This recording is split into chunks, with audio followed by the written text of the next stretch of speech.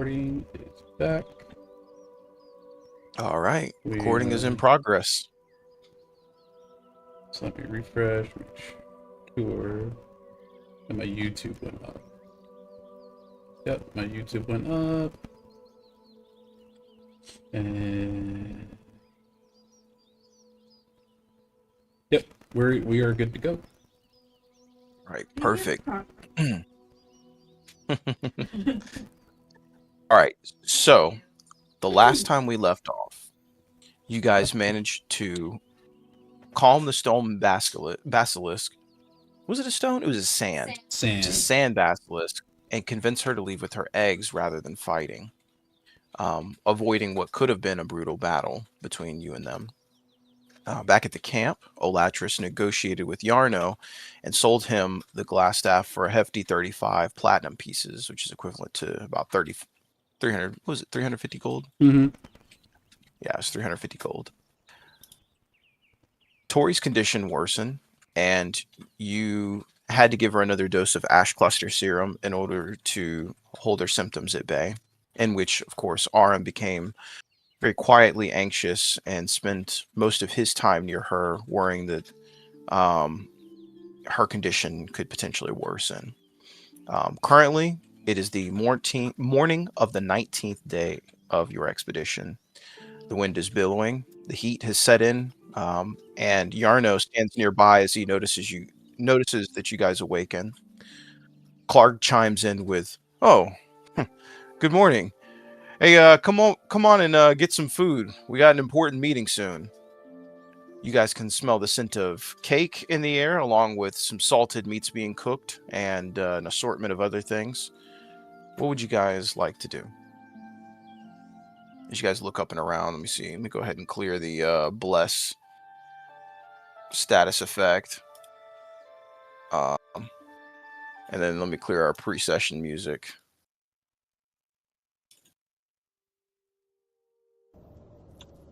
Harry walks in.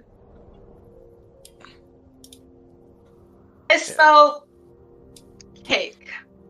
Yeah. Arin's like, "Oh, yeah, we used some of the we're really trying to stretch out some of the cake that you offered to us." Happy cake. Yeah, and you can see that Scrog, Valandra, and Clark are kind of gathering, like forming a small line. As Yarno's like, "Yeah, once you guys get your food and we all get settled in, I think we need to have a short meeting about the events to come. We're getting really close at this point." So he's like, "Yeah, definitely get yourselves ready for the day." And then he kind of pivots over to talking to Groth for a minute. Mika wakes up and she kind of like stretches out her claws and almost kind of like a cat would. She is a tabaxi, so I guess it works out for her. B Stallion is still standing asleep. And you guys see that Bram is still he's still kind of sitting away from everybody. He's got a bunch of books sprawled out on the ground in front of him, as he's sitting on the floor, like writing letters and things like that. What would you guys like to do?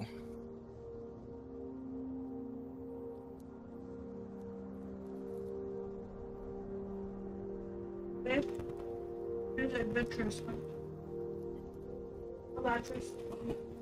What, am I the veteran player here? You guys can't think of anything to do? You see that Valandra is up first in line, like grabbing a bunch of food, and going and standing over, like near another small table that they popped out of the caravan wagons. I guess I'll go. There's food, right? Yeah, you gonna go get food for the day? Yeah. Okay. Does anybody else? I take it you guys are probably gonna want daily provisions because this kind of keeps you from eating a ration. Yeah. Okay. Yeah, I would line up. All right, Mika does the same thing. After you guys go and grab food for the morning, you can see that there's Groth, Yarno, there's Clark, Scrog, and Mika all kind of gathered around in a circle near last night's fire, or what's left of it.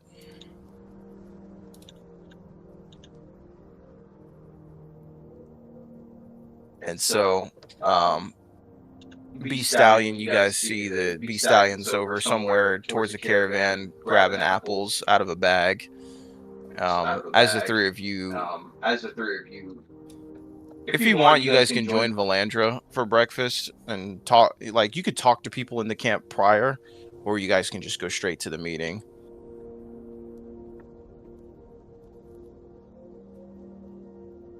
I low-key just wanted to double check what else was left in that basement. I feel like I just don't want to overturn anything. Oh, yeah. The basement, it was really just kind of a flooded basement with that giant mirror down there. There's, you guys move most of the sandbags up. There was nothing else down there? Pretty much just sandbags? Yeah, and it was like old busted statues that were incomplete. So, yeah, after doing like a careful search, there's not really anything of value down there. This is really kind of more of a storage area that was more so designed for like religious purposes, you know, like rolling out different decorations and things like that. Of course, since it's been flooded for hundreds of years, most of those decorations have just completely been taken by nature. Okay.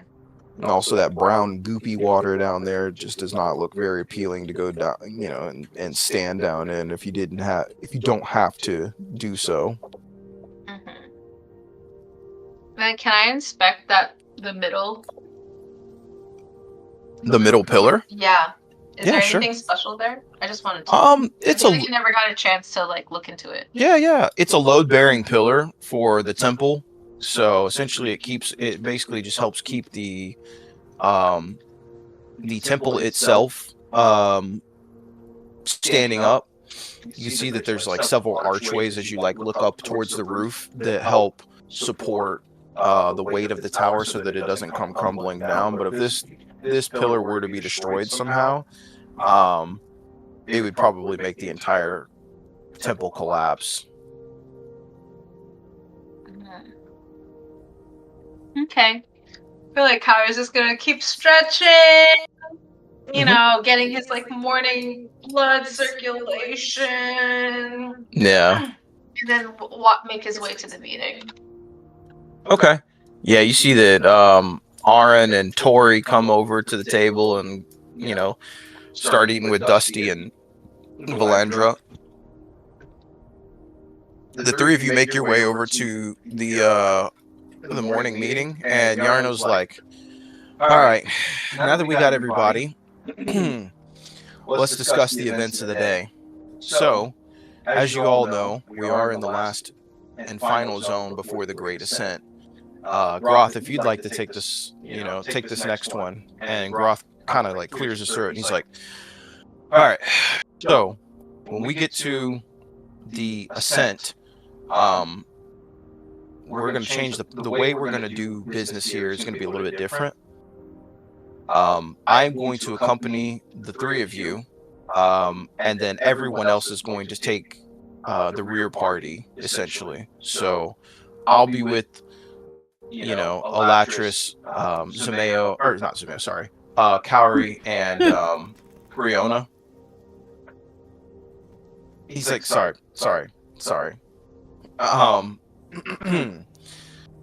But once we start climbing, I want you guys to know that whatever time of day that you are going, like whenever you guys go out and begin the expedition, it's probably going to take a while, and it will be the opposite time of day when we start climbing, because undoubtedly you guys may run into something, or there may be, you know, we essentially want to take this climb slow and methodical.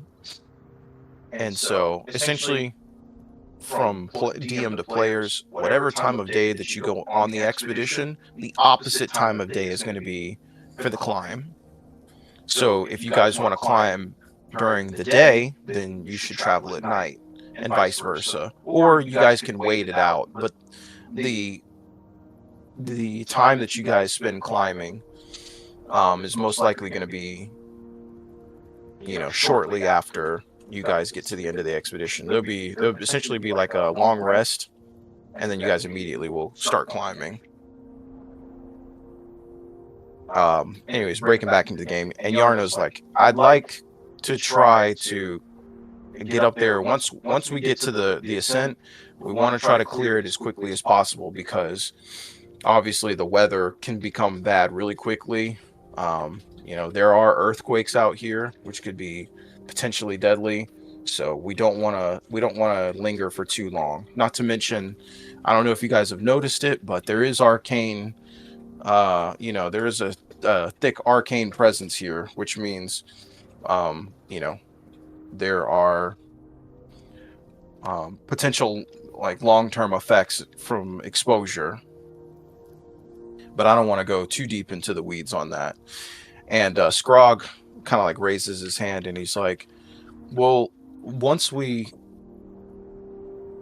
get to the you know, the Great Ascent, why does everybody at the camp have to stay back, and why can't the able-bodied ones get to the top of the cliff first? And so Bram waves his hand and he's like, well, essentially, if it's dangerous at the top, we want to try to minimize the amount of casualties or, you know, losses that we could have. So he's like, I hate to kind of volunteer you guys up to go to the top, but truthfully, you're our most able-bodied, most battle-tested individuals, with the exception of Clark.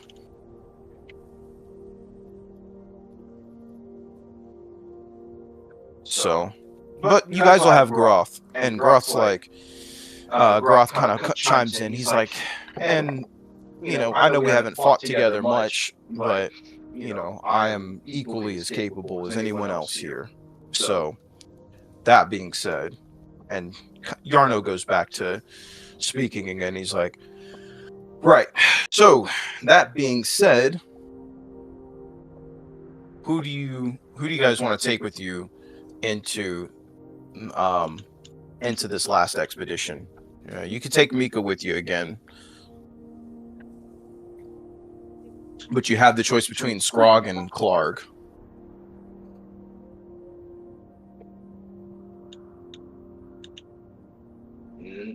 Yarno's like, I'm not really willing to give you guys both, because right, you know, we have civilians here at the camp, and for every one civilian, we should really have one person defending them. So yeah, we'd prefer for you guys to just take one with you. That's the formula that's been working so far. We want to stick with it.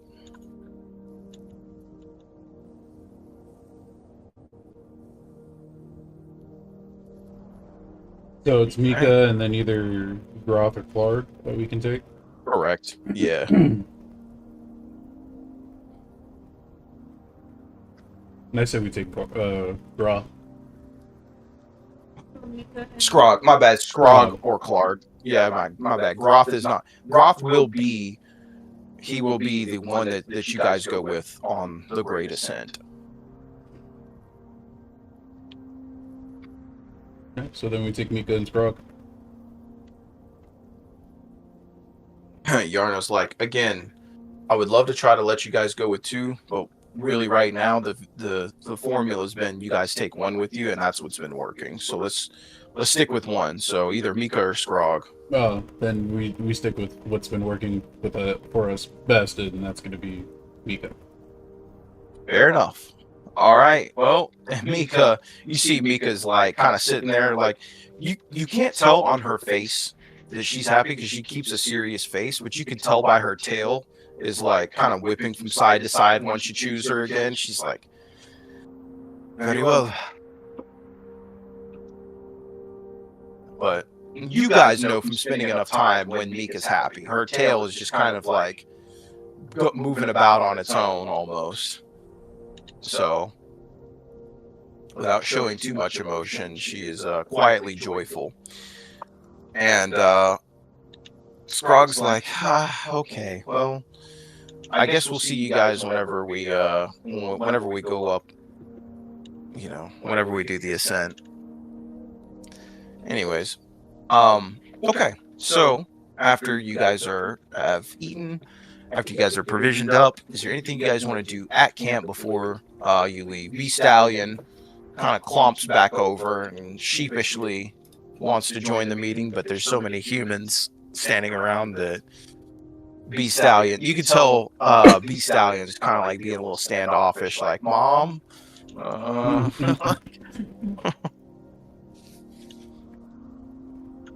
gonna check on Tori, make sure she's doing good. Yeah. So as you go over to Tori, you see. All right. So, as you walk over to Tori, Tori's like, "Oh, it's the new one, Alatrice. How are you?" Doing good. How are you feeling today? You can see that she's kind of like wrapped up in a small blanket. So like she's got like this blanket around her in the desert wind, and she's like, I'm doing okay. I just yeah, I mean, trying to make it one day at a time. You enjoyed the breakfast, right? Yes. Aaron, and you see Aaron like nod his head. He's like, I'm learning. And Tori's like, yeah, good. I'm glad we could. Olatrice, if I could ask a favor of you, if you wouldn't mind. Anything. What do you need? Whenever you guys make it to the top of the ascent, or once I make it to the top of the ascent after you guys, if you could, would you mind telling me some stories about, your adventures? I haven't really gotten to. I used to hear a lot about it whenever I was more active in the camp, but I'd really like to hear about how things have been, since you guys have been out and about. Something that isn't. The only thing I ever hear about you guys now is how you guys almost always get killed, and I'd just rather hear it from your perspective, Sure. I can do that. And you can see that she's kind of got like a sheepish smile, and she's like, "Thank you, I'd appreciate that." And Aaron, kind of gives her like a pat on the back, and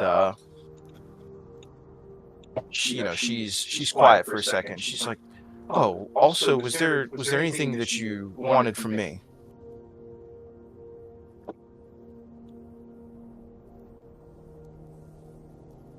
Good job on the food. Needs more salt.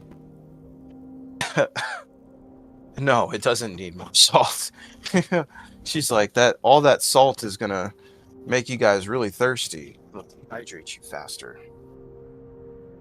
She like leans back into her chair, and you can see like the golden sun kind of pouring in from the slits in the tower and like the entrance of the tower. And you can see that she's got like these like honey brown eyes, and there's something about her that seems very serene and happy, and almost kind of like at peace with herself, even in the midst of her fighting whatever this illness is that she seems to be dealing with. So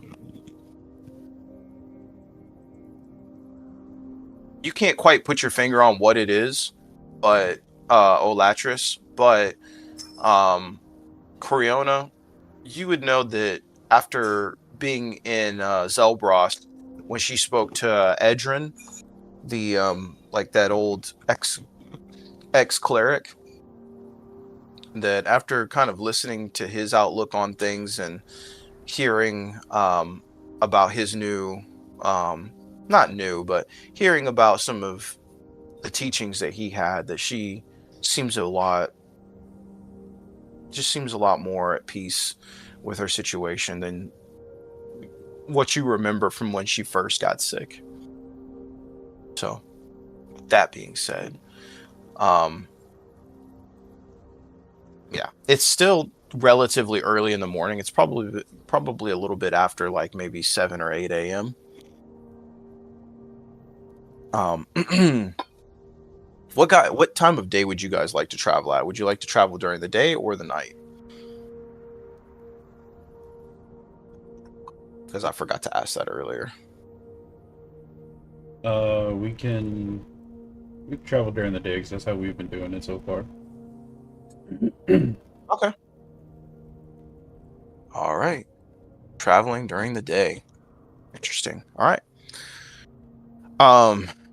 So let me see. Let me get everything set up for you guys.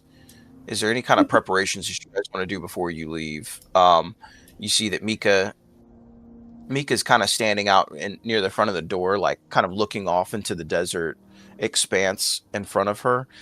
I say it's desert, but it's like a sub-desert almost. Like there's still kind of greenery here and there. It's a lot like, I would say it's a lot reminiscent a little bit of like Southern California. Ooh, I can move some of this stuff aside. Which part?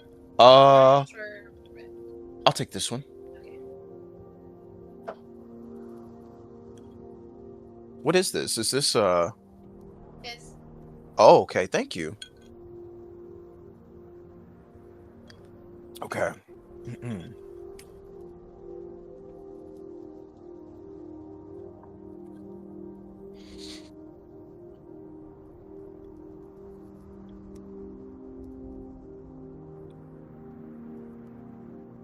do you want? Stale popcorn. Brother, What? Who's eating stale popcorn? Not me.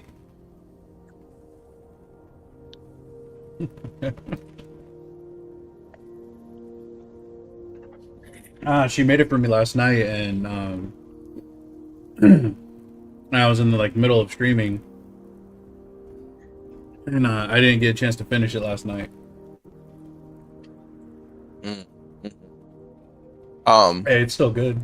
It's kettle corn popcorn, man. Never goes bad. I hate kettle corn. What? Yeah, I got this thing where things that are sweet instead of the savory that they should be. So like I hate sweet potatoes, Filipino spaghetti. It's something about the like curveball getting the sweet instead of the savory that just I can't do it. Brother, you hurt me with the Filipino spaghetti. Yeah, I the first time I was at Jollibee's in the Philippines, let's do the pastry cream. That's like my favorite. That's like my second favorite one. Yeah, I was at a Jollibee's in the Philippines, and I was like really hungry one day because I was like, man, I've been running around this camp all day. Like, just get me something. I'm ready to carb load. So I'm like looking around on the menu, and I was like, man, they got spaghetti. I was like, that's interesting. I'm like, you know what? Let's get some spaghetti. I'm like, I can't wait for this, hearty pasta. I'm ready to go.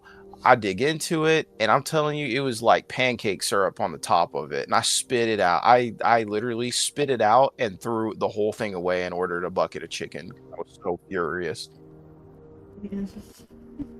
It tasted like candy. I will agree with you on that. Like at first, when I first tried it, I was young, right? I was like, yeah, pasta. I was like, dude, I love spaghetti. And I go and I eat it, and I'm like, I don't like it, so I don't eat it. And I haven't eaten it very, very long time. At least like probably 5 years. No. Since we were together. Oh yeah, when I first had it again, yeah. Yeah. 5 years after you and I started dating. And then my Yeah. mom brings Jollibee from like Mira Mesa. And he's like, I asked him, I was like, what do you want? Well, spaghetti, chicken. I was like, okay. He's about to get chicken parm, and he got chicken candy. Hey man, and that was delicious. Like I like they they had made it Oh yeah.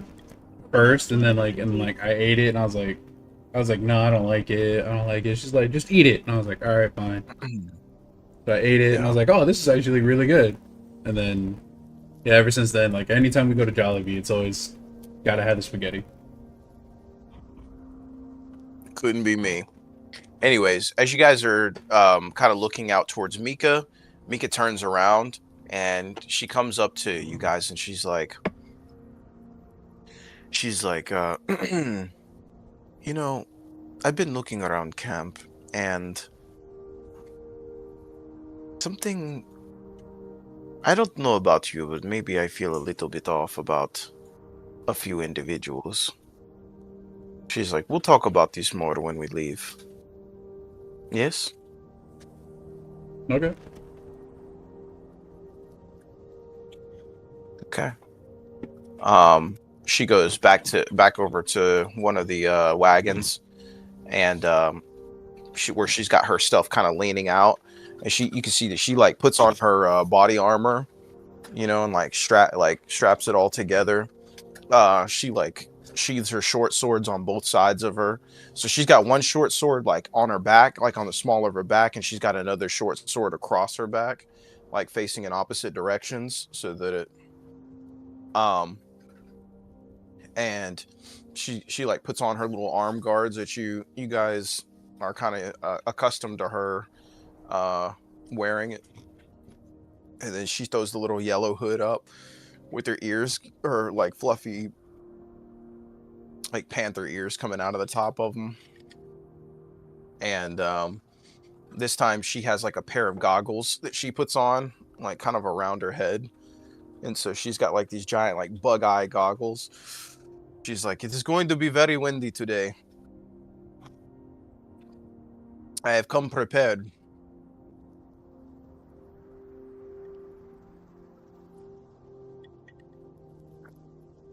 Okay. So keep in mind, if you guys are facing the wind, there will be a slight saving throw to be able to. So any kind of checks that are using vision, if you guys don't have anything around your eyes, or if you don't have any kind of like head covering or anything like that, it will make it a little bit difficult. The wind is picking up and increasingly high today, so things like fires will get put out, or small fires will get put out. Things like smoke, smells, stuff like that are going to immediately dissipate. So fog cloud is not going to last very long in today's conditions. That being said, we will go ahead and load up the beginning of the final zone. All right, so go ahead and delete this because we don't really need this one. So leaving the tower, the should be okay. Oh yeah, okay, there she is. Okay, cool. So leaving the tower, the four of you kind of look out into the desert expanse ahead. What would you guys? Let me see. I don't want to make you. I don't want to make her that. We just want to make her move over a little bit.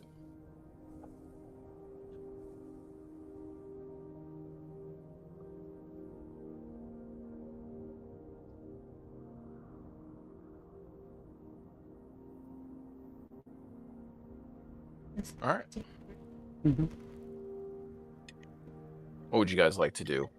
You guys can either choose to. So keep in mind that when you look out into the distance, so Mika points out that the two rivers that you guys are seeing right here.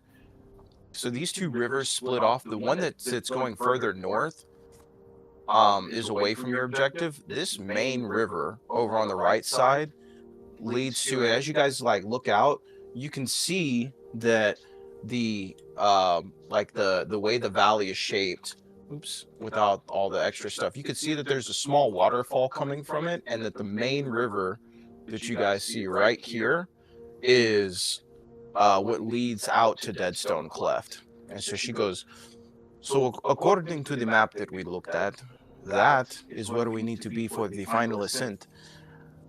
She's like, I think I only have maybe 2 or 3 charges left in this. And she like kind of taps the wand in the palm of her hand and shakes it around a little bit. What you guys remember was when that wand was created, it was a very like green piece of like vine that was stiffened out and reinforced as a wand. You could see that that green vine is slowly dying as she's pretty much emptied all the charges into it. Whatever magic weave is holding that plant life together is not as fresh as it once was. And she goes, so I think that we can take the valley to the north, the northeast over here. And of course, in front of you guys, so you guys are on top of a plateau where the tower is built, but there's another hill that's out in front of you guys. And then there's another hill that's a little bit further, a little bit closer to the north of you guys. So you guys could weave in between those 2 hills right here. Or you could try to cross the river and then take the river from the eastern side. So really, I guess it's just kind of a question of whether you want to stay on the east or the west side of the river. You know, or you guys could explore around a little bit and see what else the valley has to offer.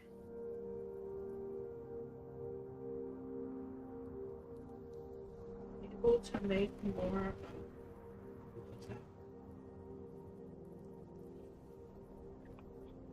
Are you talking about that ashen thing for Ash Tori? Luster Serum? No, the wand. Oh, the wand? Mm-hmm. That'd have to be a question for Yarno. Yarno was the one that handed out that wand.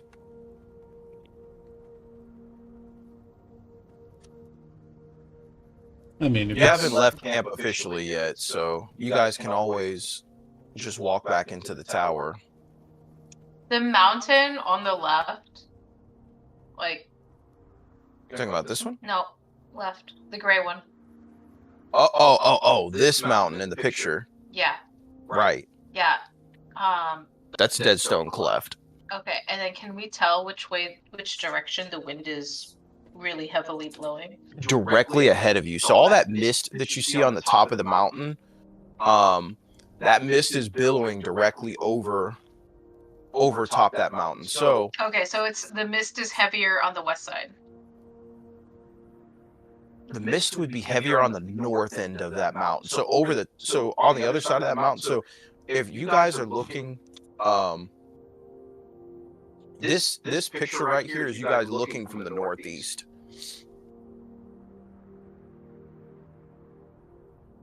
And so over here would kind of be the north. This would be the northeast, and then this would be kind of like eastish. That's northeast and that's east. So this would be more like to your northeast, yeah. This would be more of like towards the. It's like east northeast kind of. It's right. Like if we're thinking of a directional plane like this right here. You want to look? You guys are looking in this direction, right? That's like the mountain is here, right? That spot that I was pointing onto on the right-hand side of the screen over here is kind of like here. It's not directly east, But it's you're kind thinking quadrants. I'm thinking in directions. Okay. yeah. So take that same direction and put it right here on this map. This is to your northeast, right? If you look at the map up here, you can see the mountain off in the distance to where that river meets the cleft in the mountain. Mm-hmm. I say we go east. Okay, so you're gonna stay on the east hand side of this river. So you gotta cross.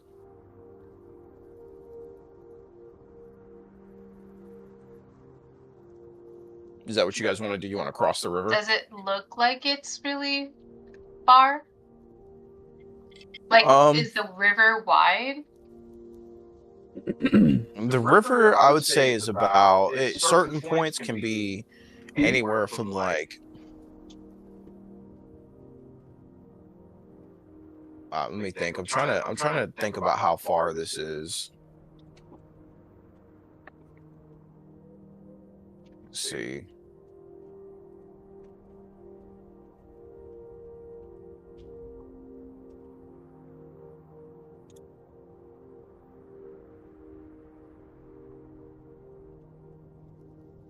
I'll be able to get you guys like an exact distance.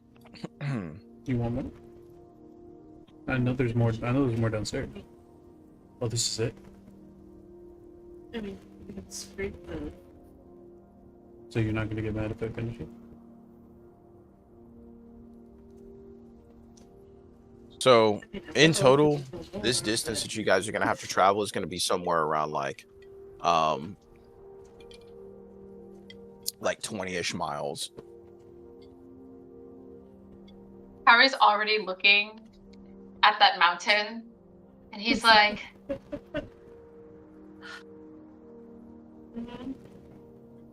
just a deep, deep breath. And as like the last remnants of the cake that he ate for breakfast is still lingering. It's a jolly 20 miles, though, I will say. Yeah. I walk up behind Kiori and I just go pat him on the back, and with that pat, just kind of like push him forward and like, all right, let's go. I'm wrapping my hat too. I'm like, Brianna's just stomping. You wouldn't be stomping. You're on butt stallion. B Stallion. No, B Stallion's right there. You're on B Stallion right now. Oh, okay. Yeah. Otherwise you'd be, left in the dust. You'd get lost. I'm gonna put Krona directly on top of B Stallion, so you know that you are atop B Stallion. Okay. By the way, as you guys left, B Stallion has figured out a way to grab a sack of apples and put it in a side saddle. That's B Stallion's like, that's a smart horse. Girl. I A girl. know B Stallion was a girl. Is it a girl? I don't remember. I think it's a girl. Butt Stallion does me not have a 1d4. gender. I was gonna say, give me a 1d4. I was like, evens are girl, odds are boy. Okay.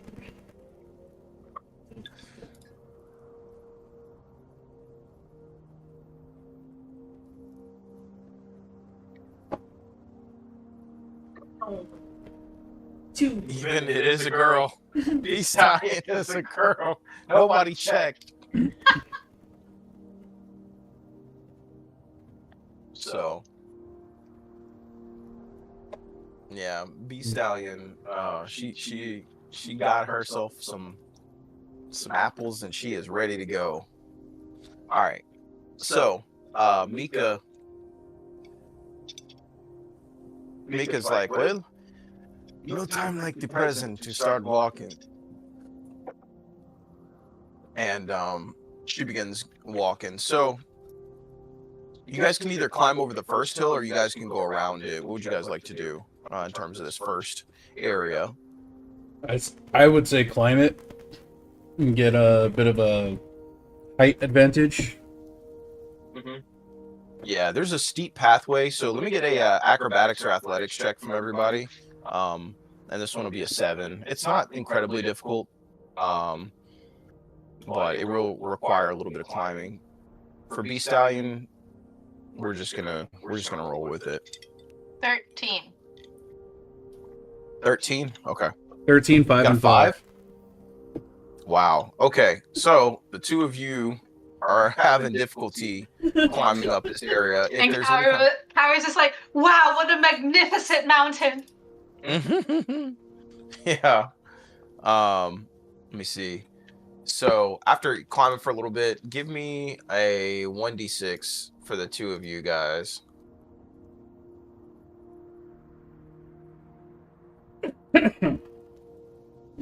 Jeez. 3. Oh, there's no mouse damage. Is it 1d6? Yeah, 1d6. Ooh, 6. 3, 6. Okay, I'll average the two together. You guys both take 4 points of bludgeoning damage from like slipping on the rocks and from, you know, just trying to get up. And it's been a rough climb. It's been a rough climb. Successful, but rough. Lots of little rocks that roll on the ground instead of rocking on the ground.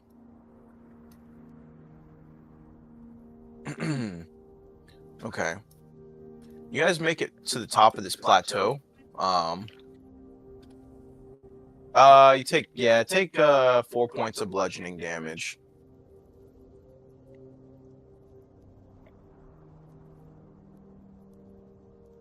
Mm-hmm.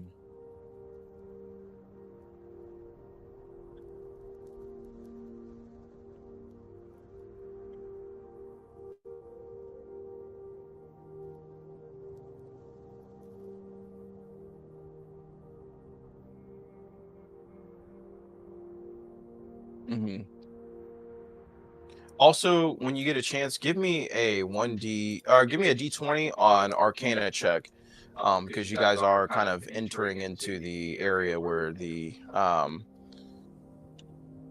it's thick miasma, but of course because of the wind, it's still 14. it's not as bad. 14. Okay, this will be a 5 check.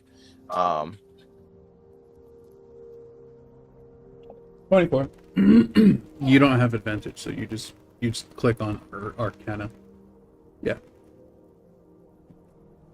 18. 22. 18, 22. Okay. You guys see that there are the effect of the valley and such in like the deep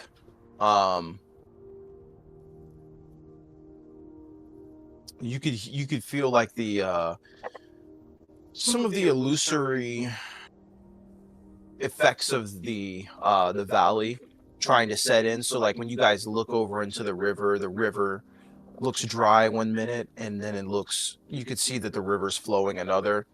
Or like there'll be sunbursts coming, and kind of coming through like the overcast in the sky for a little bit, and then they'll be quickly closed up. The illusions of the valley are in effect, but they are not affecting you. That being said, as you guys kind of climb up to the top and you guys start moving your way down this gently sloping plateau, you hear Mika kind of speak up, and she goes, so like I was saying earlier, have you seen kind of the difference in the camp lately? I respond to that saying, no, I haven't. She goes, yes, I noticed that the camp seems a little quiet around Bram. I don't know what is going on with him. I sense like kind of a deep anger coming from him, but maybe it is not that. I don't know. It's just normally I can feel a good pulse on everyone, but on Bram, not so much. And I tell her, it's like, wasn't it Bram and Clark just going at each other's throats the other day? Yes, they were. You guys kind of make it down after a few more minutes of talking. You guys make it down towards the other side. There's an old decrepit bridge that you guys see that is kind of facing east to west, giving you guys an opportunity to go across if you want. But if you guys plan on sticking to, if you guys plan on sticking on the west side of this river, it is entirely up to you guys. There's no wrong answer on this one. It's just which one do you prefer? There's a slight difference, but there's no wrong answer.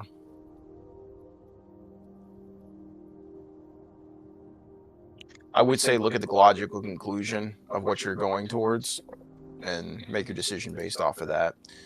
But Mika's like, well, I, you know, I've never heard Bram act like this before. Usually he is very quiet and to himself, but what him and Clark would have a spat over, I don't know. It seems like they both have history.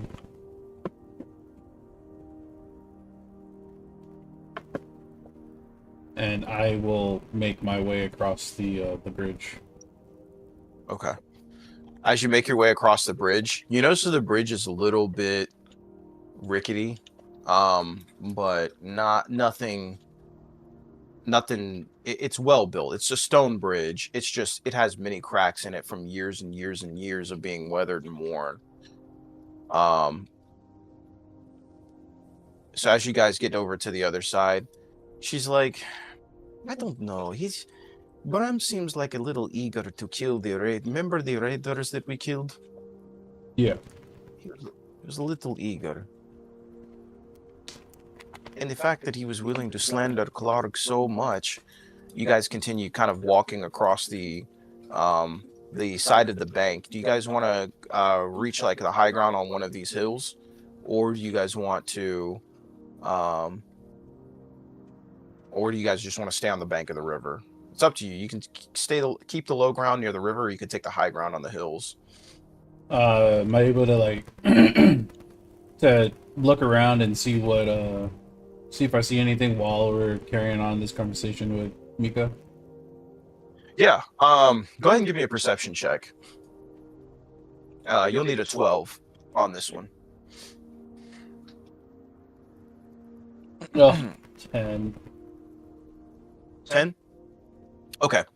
As you look around and you try to make sense of the terrain, some of the things that you guys see is that you can see that there are very old campsites that have been long since like abandoned, that have been set up along this riverbank.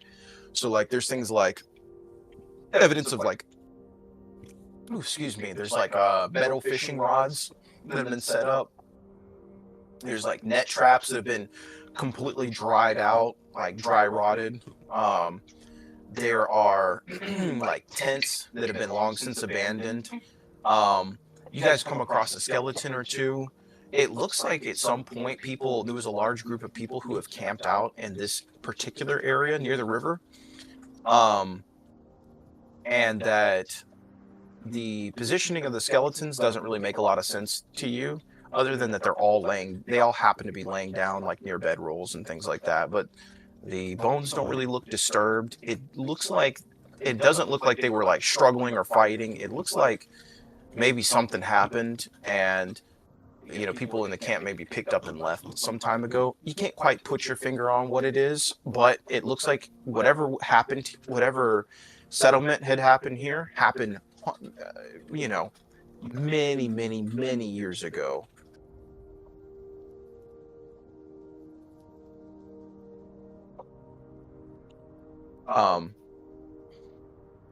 Harry's like looking at these like skeletons and he like gets shivers. He's like, huh?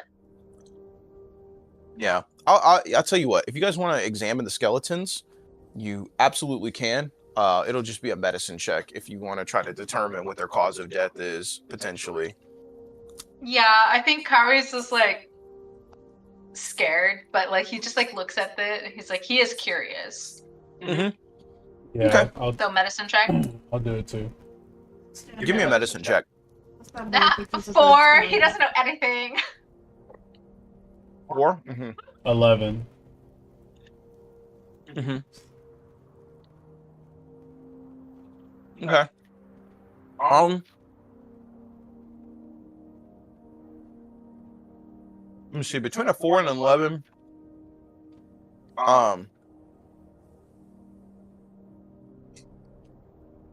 you guys determined that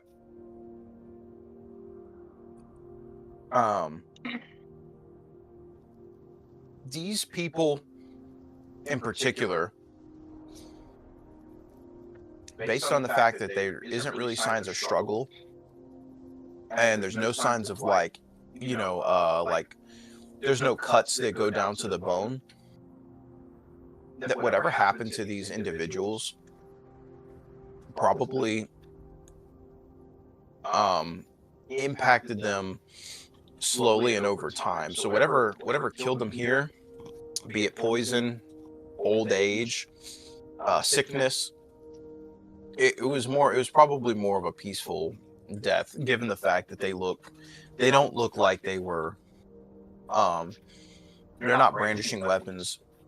They're in these, like, the clothes have pretty much rotted away at this point and are long gone, but they do look like they were kind of left where they laid.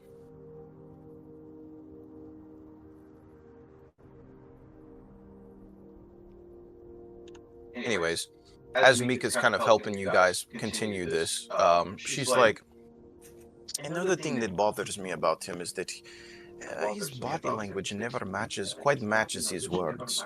I mean, he's a polite guy. Let's I won't take that away from him, but he pays a very close attention to whom he sides with, and I don't know.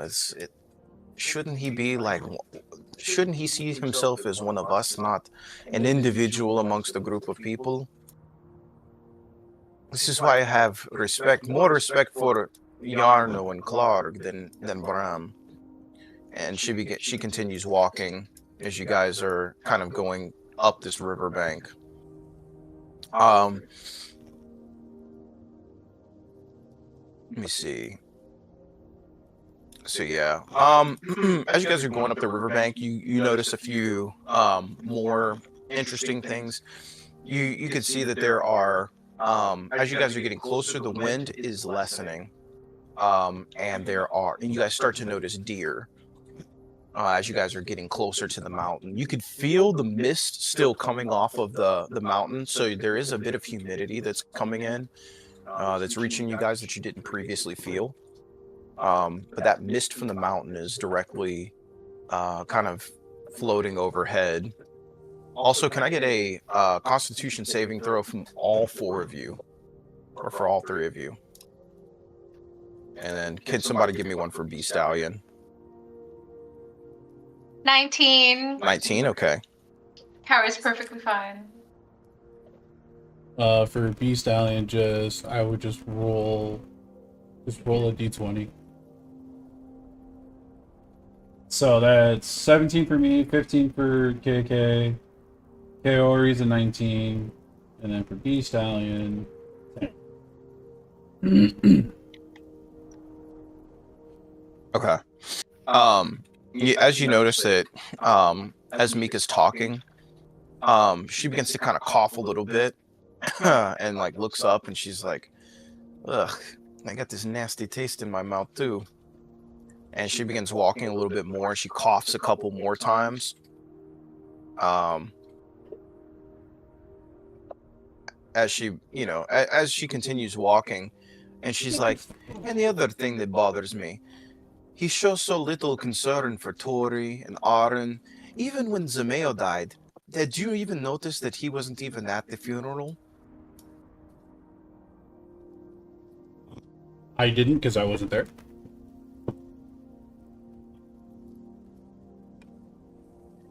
Yeah, she's like, there are many reasons for not going to a funeral, but it seems like he's just so detached from everyone. It bothers me, but I understand maybe he is not a people person. He does not seem like one, but I have been very suspicious this one.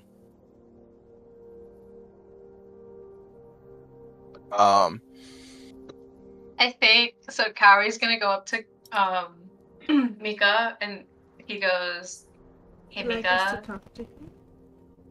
Mm-hmm. But we try to cover our mouths because the mist might be messing with your lungs." That is a good. I came prepared to protect my eyes, but not. Should have thought of that. Yes, and she reaches into her pack and like grabs out like a piece of cloth and wraps it around her like the top of her head and around her mouth. And she goes, "Here, I have more cloth for you all," and gives you guys some like cloth scraps from like torn cloaks, Oh. rags, things like that. All of it smells clean. When you guys like kind of pull it out of her pack, these are. She's like, usually I carry extra drags for bandages in case we need something, but I think now would be a good time to use these, seeing as we never needed them that much. And then Kaori like slowly takes it from her and he goes, "Thank you." I understand. This is not what you are used to. You come from finer tastes, which is a good thing. Oh, But no. I say thank you. I appreciate it. the pleasure is all mine. I just, I wish I could give you much better.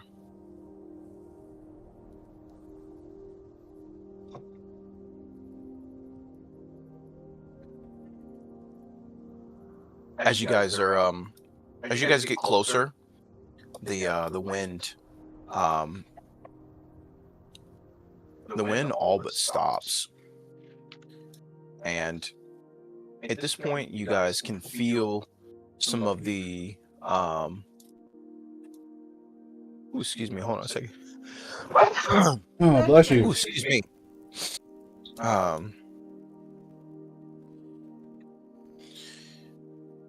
Let me see.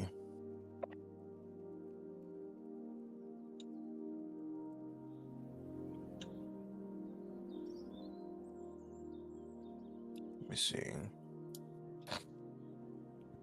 So I'm trying to give you guys some forest ambience.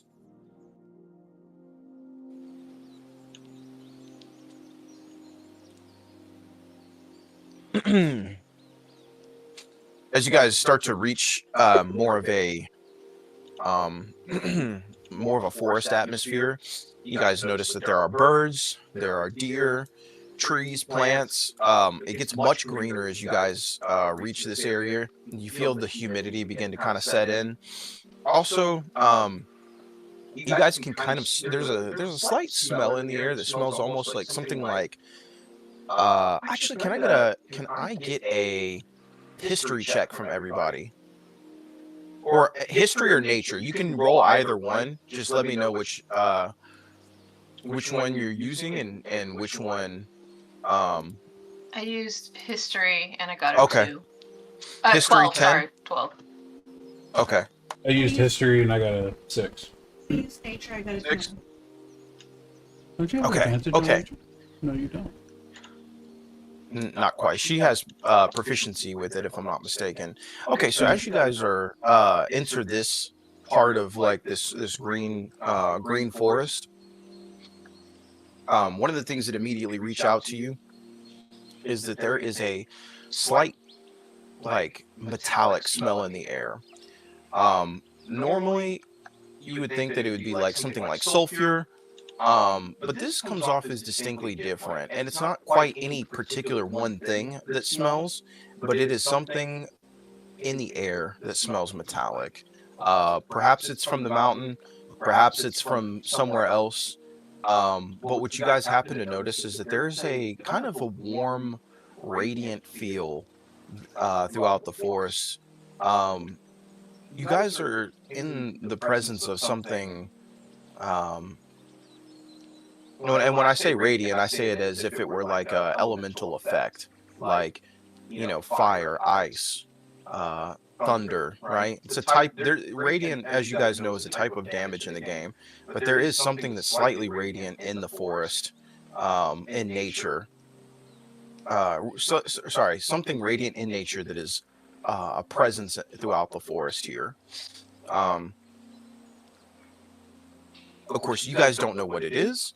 But there's something out here that is having a very obvious effect on the quality of the air out here. It's not unbreathable, but it is different, very distinctly different. from what you're used to. Can I get a Constitution saving throw from everyone? And this one's, you're gonna need a 8 to beat this one.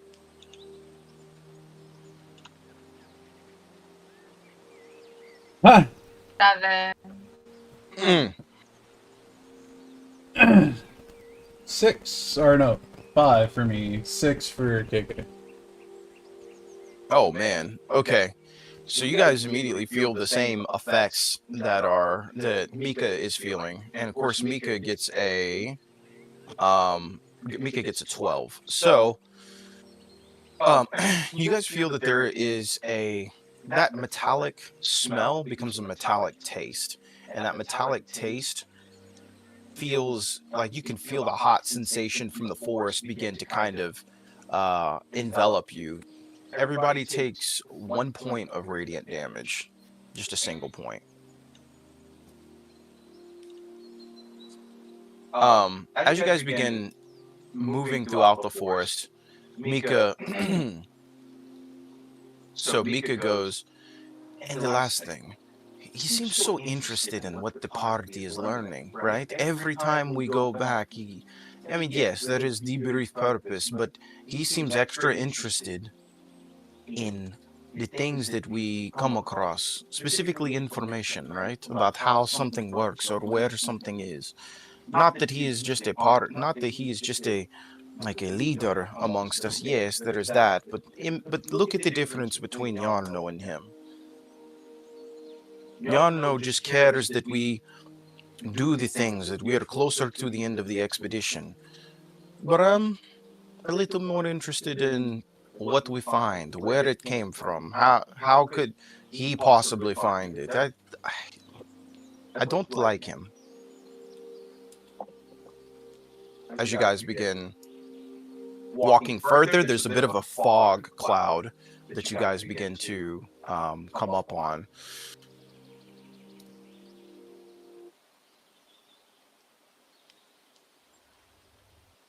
Oops, sorry. I don't know why that went off.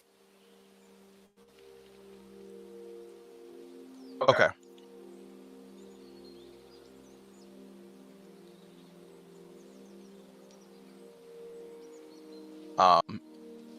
So as the fog begins to thicken, you guys, let's see.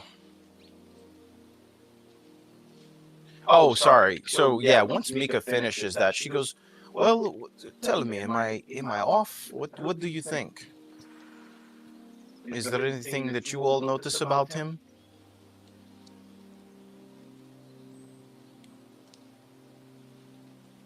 It was a little odd that he was able, or he, for what he did to Clark the other day. That was a little odd.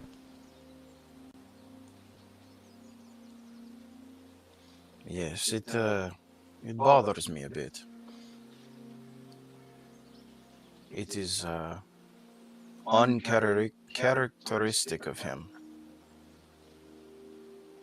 He seems to be more to himself lately. I don't understand it. Anyways, as she begins to walk out a little bit further, the forest itself seems to get a little bit quieter as you guys are getting closer towards the end of the river. You guys can hear that the river's still flowing, but the flow of the river, as you guys are getting closer towards the top, you can hear that there's a slight waterfall out ahead of you. Also, something else that you happen to notice is that the desert from the sand, or sorry, that's the desert sands that left your feet as you guys entered into this forest, begins to kind of show up again. And there's a very gradual dirt to desert desertification as you guys are getting closer, like further up this river. So this is almost feels like a temporary forest. You guys are getting back out into the desert area.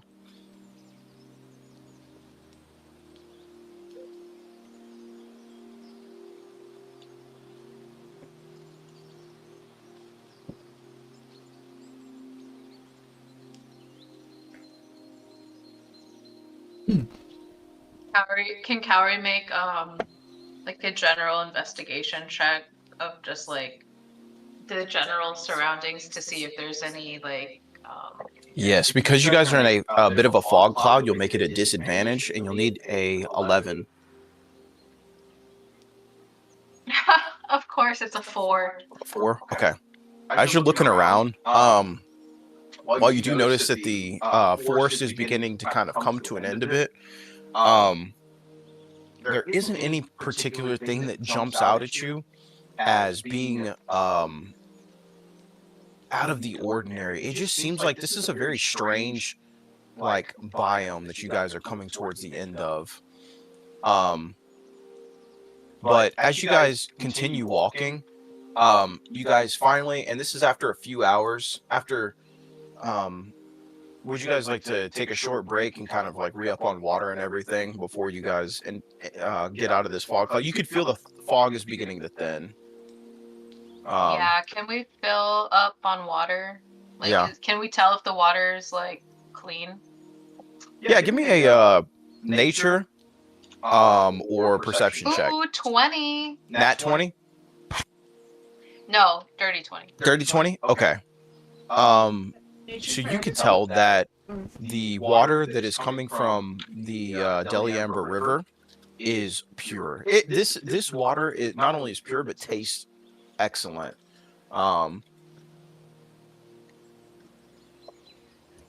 This water is coming straight from the mountaintops. Yeah. So I'm like, Cowrie's just gonna like fill up his water skin. Okay. Yeah, and you guys can fill up water skins. I don't have one. Oh, you'll have to share from somebody. And you see B Stallion down at the, down a little bit further, just drinking up water from traveling through the desert all day.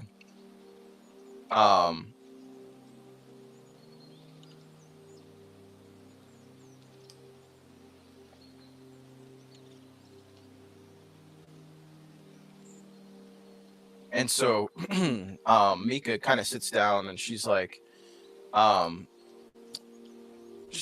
have a question for all of you guys. I guess while we are waiting, and something that I've always wondered.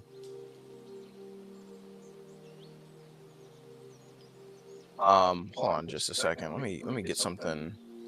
I need to look something up real quick.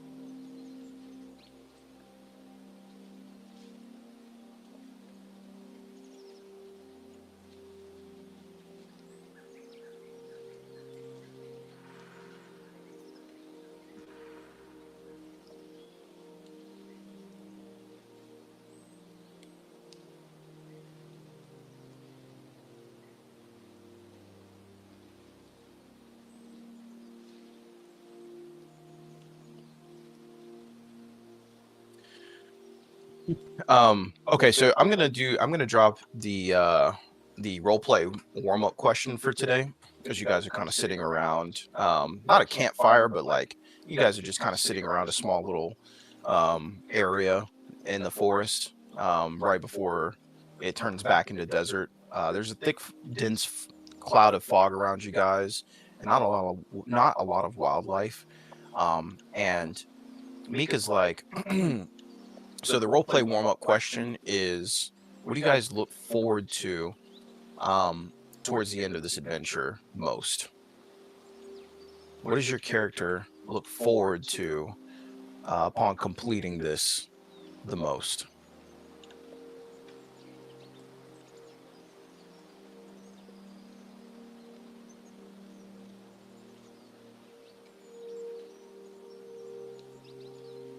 Day that we've made it.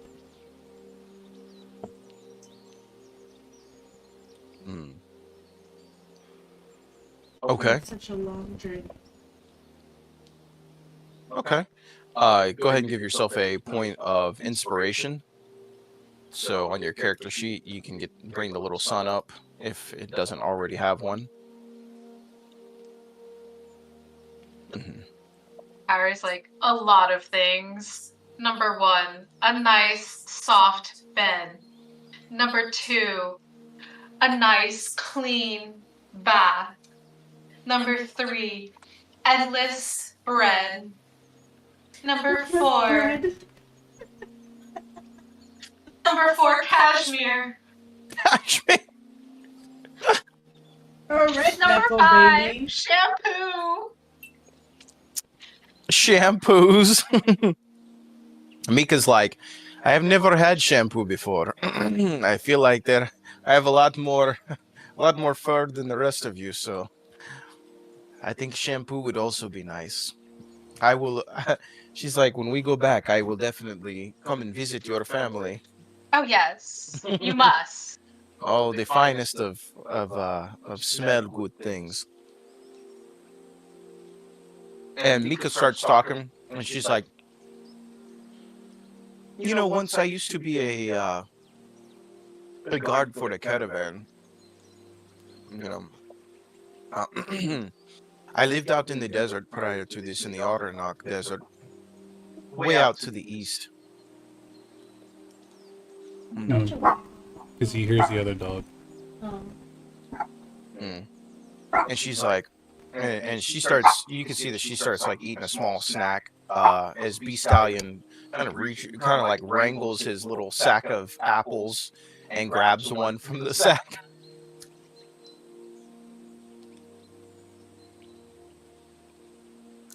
What does B Stallion get? Mm. He grabs his little sack of apples that he has in his little side pouch. Mm. He grabs an apple for himself. I thought it was a her. Or sorry, yeah, her. My bad.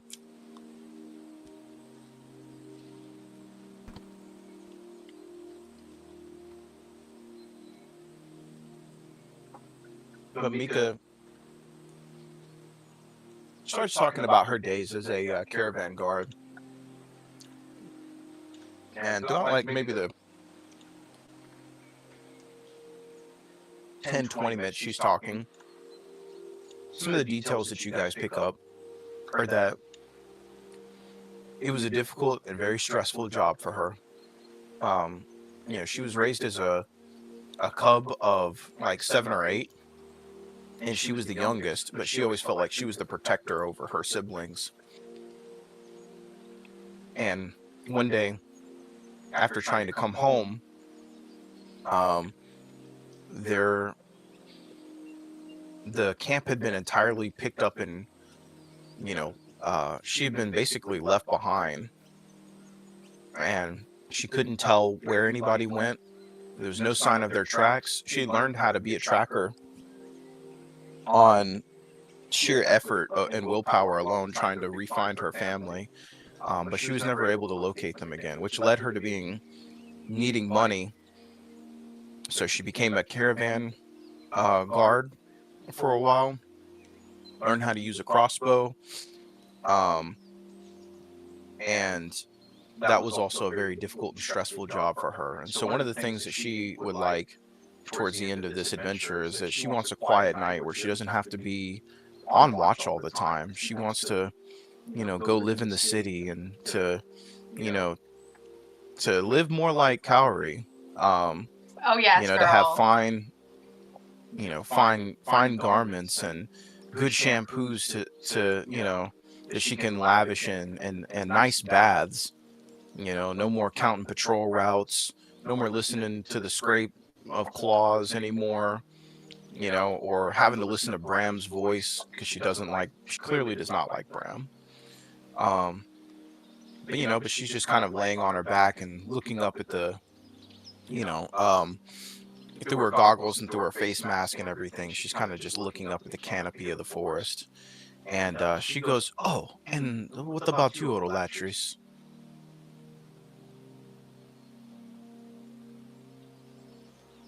By the way, you can have inspiration, Kari.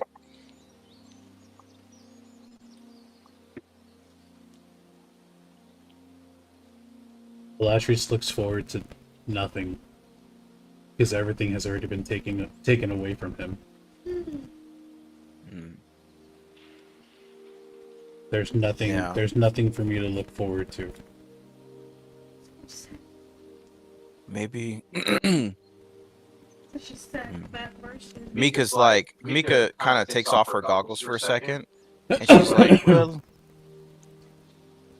maybe we will just have to kidnap you, and you know, you could come back to Cowries, and we will all enjoy good smelling shampoos and great garments."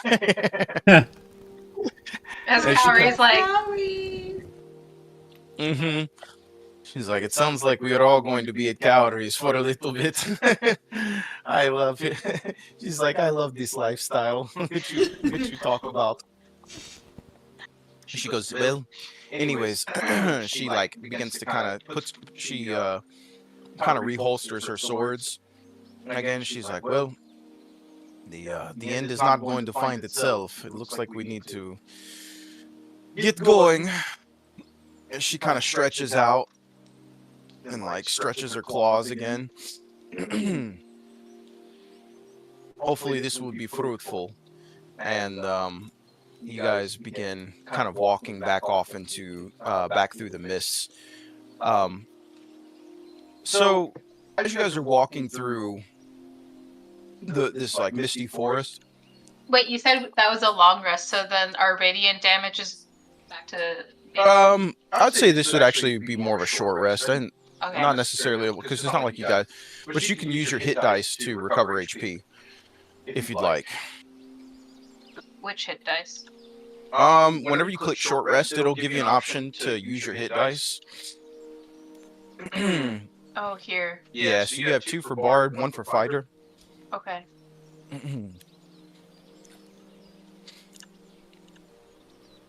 Did you click on That short was rest? cowrie. Yeah. Yeah, So if you wanna- click if you on wanna click heal- on one of those check boxes. Hit the dice. Mine didn't go.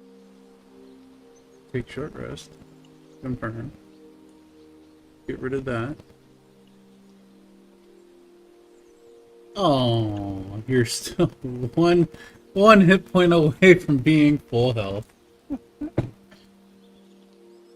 How come mine didn't go automatically? Did yours automatically hit the dice?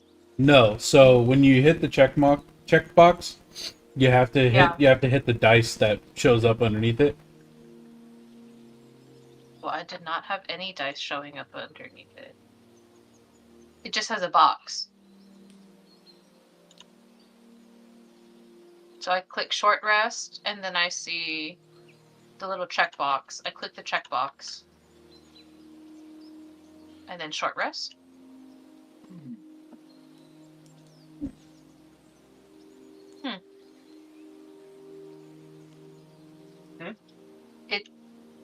You take your short rest? Yeah, I click short rest, but no die was like around for me to like roll. Oh, I see. So when I click short rest, Mm-hmm. right? And Clicked then on a die. yeah. I clicked on it. Then short Clicked rest. on one of the bard ones. You already used the fighter. It didn't let me roll though. Use the bard one. Unclick the fighter. Uh-huh. Use the bard. Click the little healing. Oh, okay. Okay. Yep. Okay. Thank you. Mm-hmm.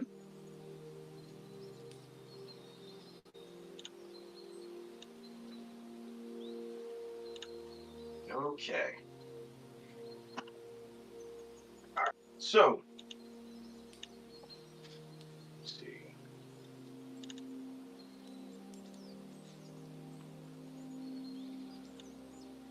All right. As you guys continue walking through the mist and the fog, dirt slowly kind of begins to turn back to sand again. As you guys are traveling forward, and as you guys make your way further up, the sand, the crunch of the sand that is beneath your boots, changes very suddenly. As you guys walk out further, there's a there's a sudden difference, I guess, in what's beneath your feet. You notice that the normal broken gravel and dust. Your next foot comes on something that kind of rings a sharp little sound that echoes a little bit further than it should. We'll go ahead and max this sound. And as you look up and as you look out, you see why. Essentially, the valley floor that is ahead of you has been turned into a broad sheet of a very cloudy substance that stretches out almost like a frozen lake on melted stone. In the daylight, it's very bright. So with the daylight that's coming down, this open field in front of you is almost, it seems like it's almost blinding. Um, you've never seen something like this before. And the beneath the hazy surface, you can see that there are shapes, things that are kind of trapped beneath it.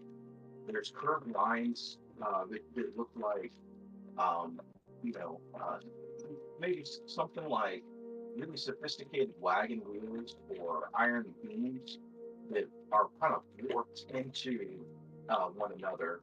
There's a tangle of darker knots that you guys can see that may be root or bone or things that have been fused together beneath this glossy surface. um,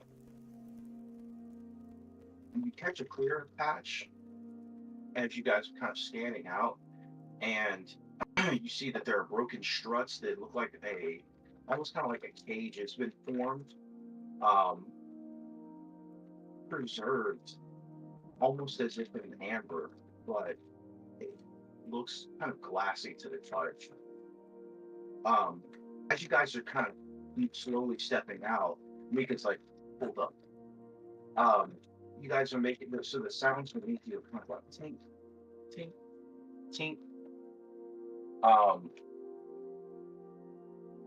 You can feel the heat that is coming so from the sun coming down. You can feel the heat is being clearly reflected back up onto you guys.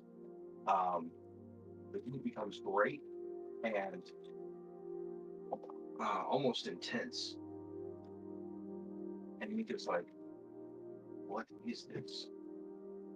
Some of the other things you guys see that it looks like there's a frozen, almost kind of like a frozen rock out in the distance. And it looks like there's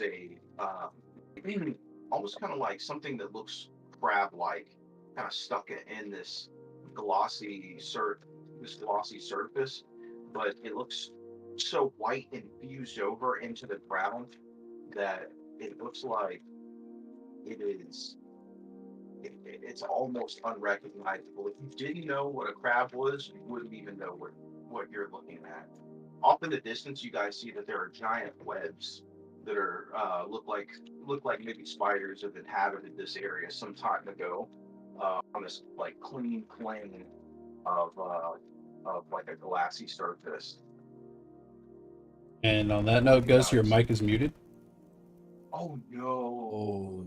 We heard it all through Cass. Okay. I was just waiting for like a good time for you to like pause, and then I was like, all right, yeah, hey, your mic's muted there, bud. Perfect. All right. Well, hey. It wasn't just me. Thank you for. I was like, wait, why does he sound so muffled? Yeah, like he's so far away. Dang. Yeah, no, like if we couldn't hear you and we saw you were talking, I would have spoken up, but we were able to hear most all of that actually we heard most of it through Cass. Okay, that's good. Woo. I was like, no way. I did like 5 minutes of expositing all this stuff, and then bam. Yep, and then now you have to recreate it. Yeah. Oh man, I'd have cried.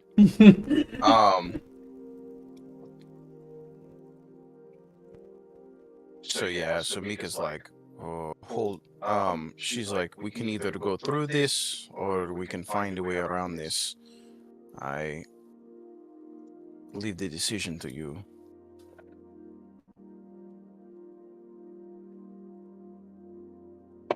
Does it look like we can go around it?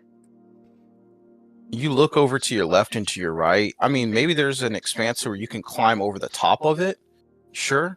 but for the most part, it does not really appear like there's a good way around it. I mean, the way that the way the terrain kind of canalizes itself, you guys can see that there's like, you guys can look past this like almost kind of like glassy ground, and you can see that there are things kind of out in the distance at the foot of the mountain, but right here it seems very odd. So let me see. I'm trying to understand. Is it like a field that has been frozen over? Yeah, I would say that's the Or best is way it to like- describe it. So Or hold on. is it like, is it a flat land that we just see like a chunk of block? Yeah, so it'd be something like this, where you guys see that there is like the way that this field looks, it goes from sand and gravel strictly to this glossy surface. And this glossy surface has these like almost like giant infused shapes into it. You can see things like, you can kind of see things into the ground that have been almost kind of frozen in time, like especially this giant structure ahead of you almost kind of looks like a giant like stone looking crab thing that has been like kind of infused into the ground. It's like it's kind of shaped like a bump in this glossy surface. Like what it's hard to even describe like what you guys are even looking at from your own from like this time period, other than the fact that it's just very strange.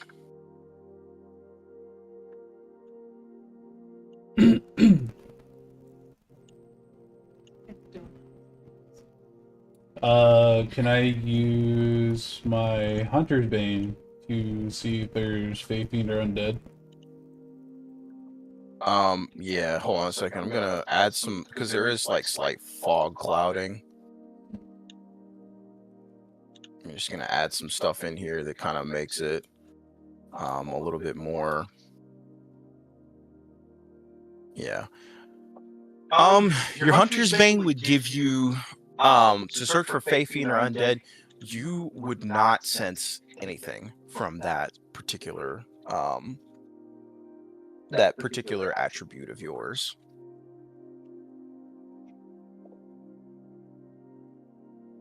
Does it look like we can go skating on it? You could give it a try, yeah. I don't think I have skates. Do you want a skeleton luge, or do you just want to just try it with your shoes? I have snowshoes. Yeah, you could, but you could use your snowshoes if you want. Oh, come on. Let me see. Let's see what a roll from Mika. Mika sees you pulling out your snowshoes, and she's like, I think, and she like goes down to the surface, and she begins to kind of scratch. You see her claws come out, and the sound that you get is kind of as there's like almost permanent marks left into it, and she's like, I think that this is glass.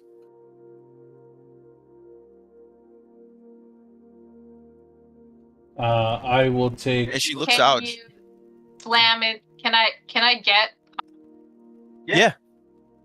So Kyrie's just gonna like whip out his axe Oh, okay. and strike the glass in front of him. Yeah, as soon as you strike it, it breaks exactly as glass should. It shatters, and now there are sharp edges from the area in which you struck the ground.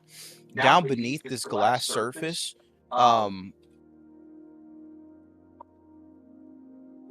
okay. As soon as you strike this glass surface, you can see that beneath it, there's like almost kind of like a hazy, like, hand bone that begins to that's down beneath it, where it looks like somebody was trying to crawl. You can excavate out this skeleton more if you'd like to, but it's almost a perfectly preserved hand. So I wouldn't even call it a skeleton. It's just like, it's like completely decomposed flesh. but that has been almost preserved in an instant, and it looks like it's been severely burned. So Kyrie's like, so that looks like bad juju. And Mika's like, oh, this might definitely be bad juju. And she looks, as she's kind of like looking out, again, you guys see that there's like web strands that kind of go from the mount, like from the top of these cliff, kind of down to this, down to the top of this, you know, this mound of this like crab looking thing that is in the surface.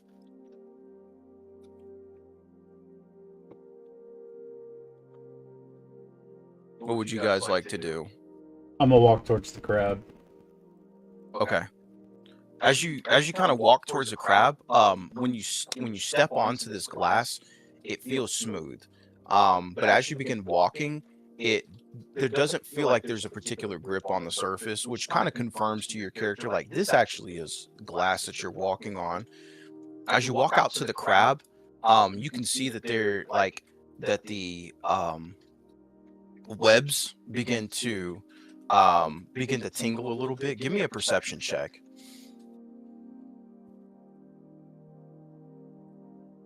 Oh, 7. 7. Okay.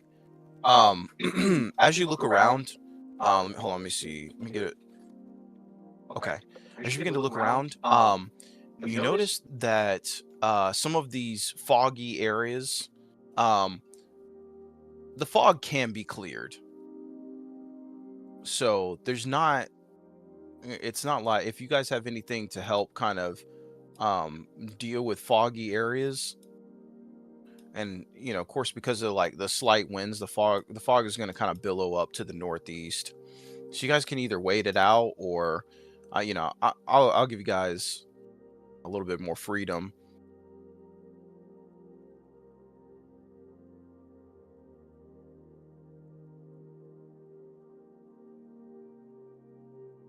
If you guys have gust of wind, if you have any kind of like wind or specific nature magic, might be able to do something of the sort. I don't know what kind of magic you guys have. Otherwise, you could try to sneak through the fog. There's lots of different things and opportunities. I will say, hold on a second. Let me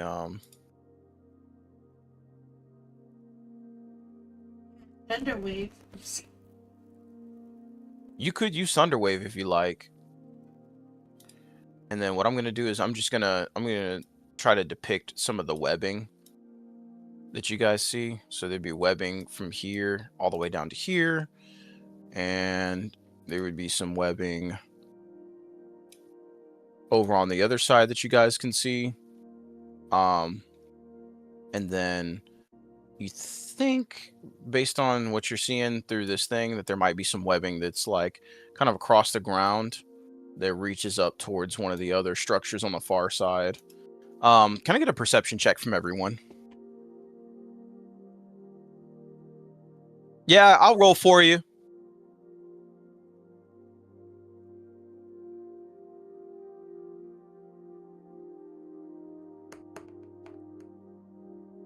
$14, 2. Okay. Well, her Creona's is a total of 4. Okay. I have a total of 16. Okay. Do you have bless? Or not bless, but guidance? Creona does. What? If you have guidance, you can apply that to other people's saving throw and skill check rolls. So people could get a D4 on top of whatever kind of Yes, you do. Oh, I do. Mm-hmm. So yeah, don't forget your spells. Your spells are really important. What does it look like when you cast guidance? you got to keep up with the theme. No. Can't just, you know.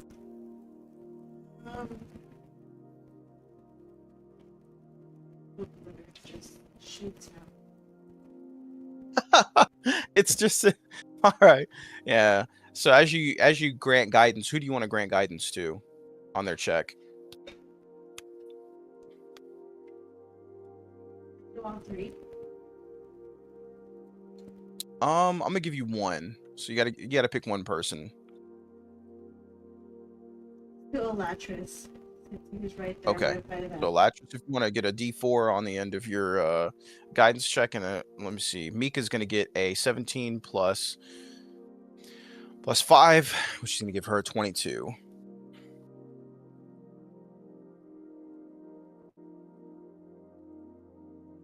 So total of 18 on my perception. Total of 18. Mm-hmm. Okay. All right. So as you're like standing out here and looking around, Mika's like, Olatris, like kind of in a loud whisper, and she's like waving her hand. I'll look back. Yeah, and she's like, stop, and points up towards the cliff, towards your north. And you guys see that there's a spider that's slowly kind of creeping its way down, like watching over you guys. Well, that confirms what I was about to do next. Yeah.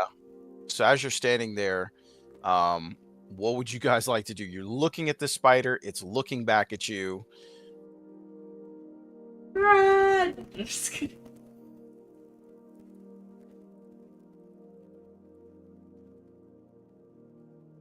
Well, this wouldn't. This is a cantrip for me, so I don't have to burn a spell slot. I'm gonna cast Sacred Flame on it. Oh, okay. So give me a. Let me see.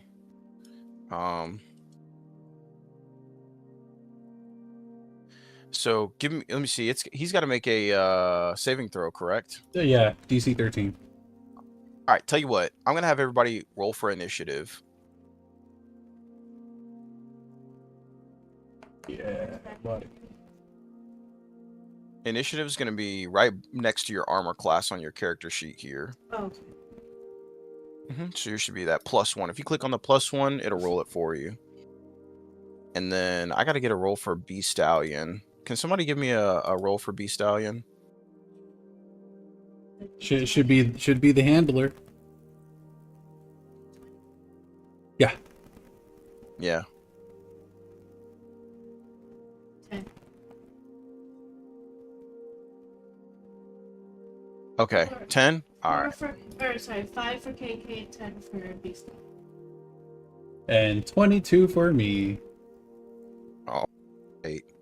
All right. So the first thing, let me go ahead and cut this music. Let me switch it over to something a little bit more appropriate.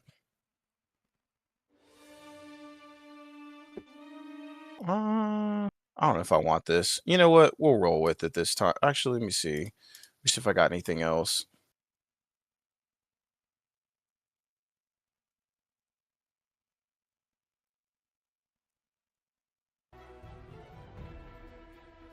I don't know if I like this, but we're just going to roll with it for now.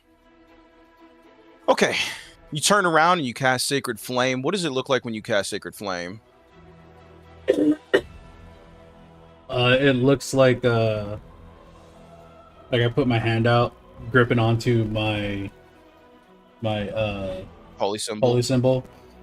And it just looks like I'm about to like I cast out like a fireball almost, but you see it come out and then just it dissipates, right? And then just out of nowhere, just beam of radiant light just shines down right on top of the creature. Nice. What is what kind of saving throw does he have to make? I think it's a dexterity saving throw. Yeah, right? dex. Okay. All right. So, what's your spell save DC? 13. You should be able to find 13. Okay. Yeah. So, okay, that is going to be a hit. Roll for damage. Oh, yes, max damage 8. 8 points of damage. Yeah. So, as soon as you cast it, Mika draws both of her swords and she's like, to arms.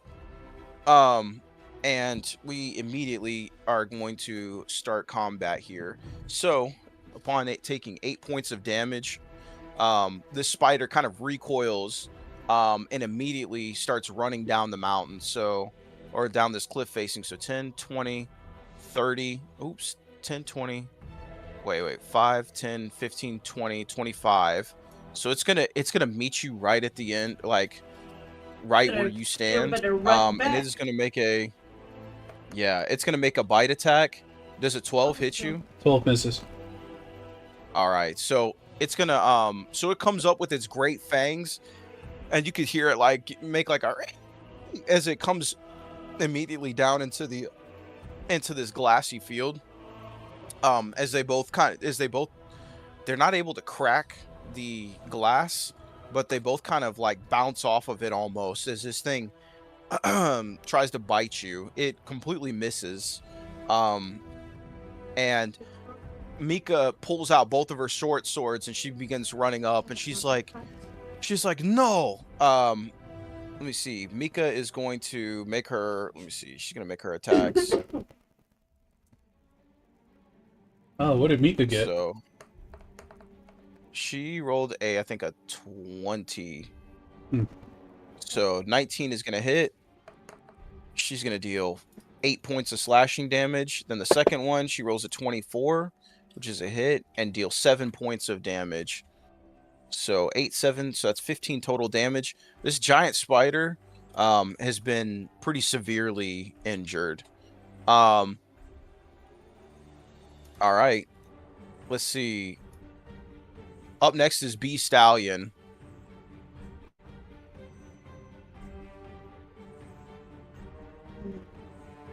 Unmute.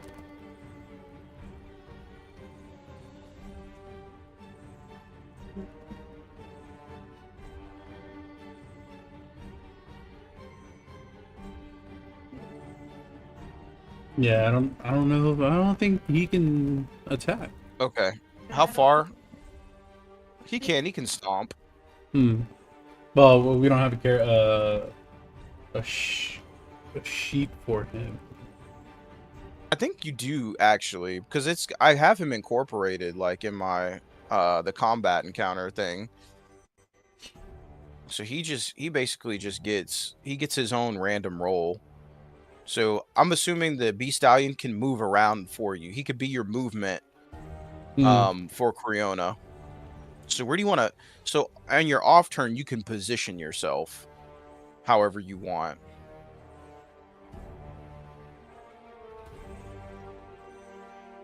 He can actually do a second one. What it says on his character sheet. Oh, It's a bonus action. he's yeah. So he can heal himself. Yeah, That's he pretty can. good. Yeah, well, yeah, it would be an unarmed strike basically. So it could be like a stomp. Yeah, if you want him to attack, he can stomp. Second win will be like, I don't know. Not he doesn't fart, but or she doesn't fart, but She's a lady. she's a lady horse. She does not fart ever. You just go back like 2 squares. Okay, so back about 10 feet. Okay, all right, and that'll be Bee Stallion's turn. Okay. Up next is going to be, all right, let me see. 10, 20, 30, or 5, 10, 15, 20, 25, 30. So coming out of the smoke from the south is going to be another giant spider. And then, let me see, 5, 10, 15, 20, 25, 30. Coming across the webs, like it runs up here and then jumps onto the web and begins walking, like scaling its way up the side of this cliff facing. Comes the third spider. They're gonna, let me see. So the first spider is going to use its web attack. So it is going to attack Mika. It's gonna hit an 18. Mika is now restrained. So we're gonna make this a bright red. So Mika is restrained. The other spider is going to web attack Olatris. and this one rolls a nat 20. So Oh, you are Lord. restrained as well. Kaori, it's up to us. Harry's like, ew, spiders. And speaking of Kaori, your turn is up. What would you like to do? You could spend an action cutting them out of the web. Or you can go and attack. It is up to you. I am actually going to be like, so Kaori is gonna go like, okay, well, I must do what I must. And then he goes toss toss and casts Unseen Servant. Oh, oh, let me see. And as he does the toss, literally like vibrant rays of violet come like from the ends of his hair as he tosses and starts creating like another figure, and this figure is another purple panda. It's another purple panda. Oh man. All right. Hold on a second. So let me. I sent you one. Remember that. Oh, you did, yeah. I was thinking I was gonna pull the purple butler back up again, wherever he was at. I don't even remember where that purple butler was. He was at our last battle map. Yeah, he was you're in right. the. Good call. All right, here we go. Dropping him in. That's right. So hold on, let me get him down to size real quick. What is this Unseen Servants? Is he the same one as last? No, I can't. Hold on a second. I gotta roll because I'm not gonna just give it to you. Let's see. Oh, okay, here we go. So as you put your hands together and you summon this panda, like out of kind of like an ethereal looking circle, slowly rises up another purple panda, and this one is not quite like the last one. This one, it seems to be a little bit more, a little bit less sure of himself. He's a eager helper. His name is Button, and he's like, hello, my name is Master Kaori. My name is Button, and I'm here to help. As he seems very enthusiastic. You can tell he's definitely kind of fidgeting. He begins to kind of tidy the place around him as he kind of snaps up, and he's like, "Oh, I'm sorry. Am I here to? What do you need me to do, Master?" I need you to help Mika out of her little jam. At she's once. A little stuck. Yeah, at once. And then he goes down, and you can see that he's got claws, and he immediately starts clawing away at this web as Mika is helped out. You have your bonus action. What else would you like to do? Okay. Next I want to wait, I have a bonus action. Yes, I have a bonus action, and I'm gonna cast Bardic Inspiration on Electrus. Okay. Electrus, you now have Bardic Inspiration. You can add a D6 to your attack roll to any D20 roll. Okay. And at the time of your choosing. All right. Let's see.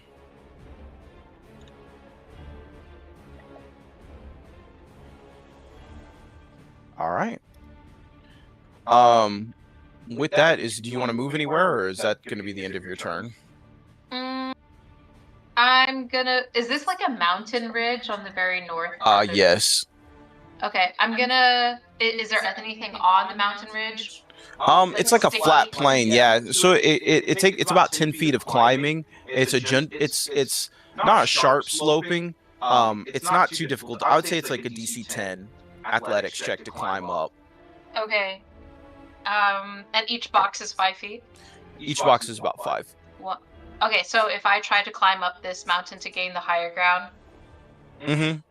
You could. Okay, I'm gonna. Try I need a to- DC 10 athletics or acrobatics check. Okay. 10, 20, 30. So I just roll acrobatics. Yeah, or athletics. And if you beat a 10, Ooh, look you at do that! Damn. 23, you very skillfully make it up to the top, almost as if you like just were able to just kind of run up the side of the slope. You're almost towards the top, just because your movement restriction. And you now you have the high ground on this this Perfect. giant spider. So, okay. Let me see. With that, Creona, it is your turn. What would you like to do?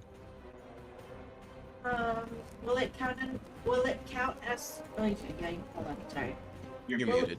Will it count as my action to jump off of Butt Stallion, or do I have a clear No. view of? Yeah. Do I have a clear view of that. Yeah, you can if you like, you can jump and be independent, and that will not cost you. It's just your movement, your regular movement, which I think you get 30 feet of movement. If I stay on Butt Stallion, do I have a clear view of the spider that's on the other side of Elatris? You have a clear view of all 3. Yeah, you have a clear view of all 3. There's plenty of angle. You're sitting up high, and you can see over Mika.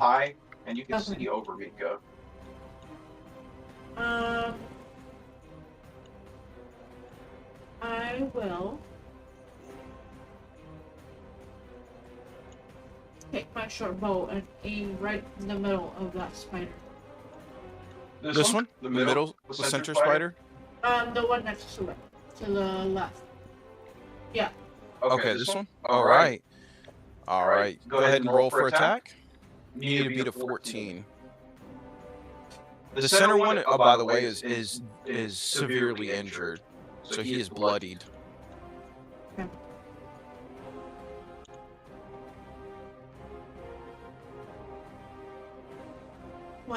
Dirty 20. Is that a dirty? Oh my gosh! All right, go ahead. Roll damage. Creona, just an absolute warrior. 4 points of. All right, 4 points. All right, we're back to the top of the round. Elatris, you are currently restrained, but you have Bardic Inspiration on you. What would you like to do? I'm gonna start using the web.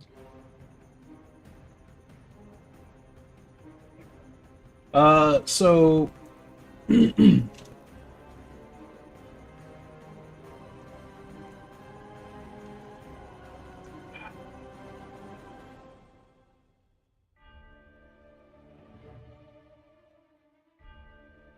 So the spider in front of me needs to make another. It's a strength saving throw of DC 13. I'm going to use Blood Curse of the Binding. Okay, so beneath the webs, you can kind of move your arms just enough to form a rune and bind him. So what is it? What does Blood Curse of the Binding do again? Reduces the creature's speed to 0, and it cannot take reactions until the end of my next turn. Interesting. Okay. All right. So what does it need to? Does he need to roll any kind of saving throws? Yeah, it's a strength saving throw. Strength saving throw. Okay, he's gonna make a strength saving throw, and he gets a nat 20. Damn. Okay. So as you begin to try to bind this curse around him, you could feel that the magic kind of flows through him a little bit, and you could feel the weave immediately repel out from you as this spider in the throes of death is ready to fight until the end. All right. Then that was my bonus action. Yeah, I'm just gonna have to try to make a. Wait, did you? Oh, sorry. No, that was bonus action. I didn't roll for anything yet. But I am now. I'm gonna try to break free out of the web. Okay. All right. Give me a strength saving throw. It's a DC 12 to beat it. Don't need to use it. Dirty 20. Dirty 20. All right. Yeah, so you're able to easily clear these webs. They weren't the best of webs, but you are now out. Use your bonus action, use your action. If you want to move, you can. Otherwise, No, I'm gonna stand my ground. okay. The same spider that you used that spell it, or that you used that rune against, is going to try to turn around and attack you, but not with advantage because you are out of the web. And it is going to roll a 17 to hit. Does that hit? That meets. All right. So he's going to. This spider is going to hit you spot on. Give me a Constitution saving throw with 11 points of piercing damage from the bite. Nat 1. Nat 1. Okay. You take an additional 8 points of poison damage. As you can feel this, like the bite on this creature burning. As it made a pretty solid hit. I am bloodied. All right. So bloody, you taking a pretty serious injury. Mika is like, no, as she comes around and she begins to be, she turns into a whirling tornado of blades as she attacks. Actually, she attacks from advantage because her last hit was a hit, which is a 14, which is a hit. So she is going to use her short sword. Okay, so 4 damage on the first one. Let me see, attacking from advantage because she just had a hit. 12. She's gonna miss the second attack, and then on her offhand attack, let me see. She got free from her. Yeah, the unseen servant freed her. 18, which is a hit.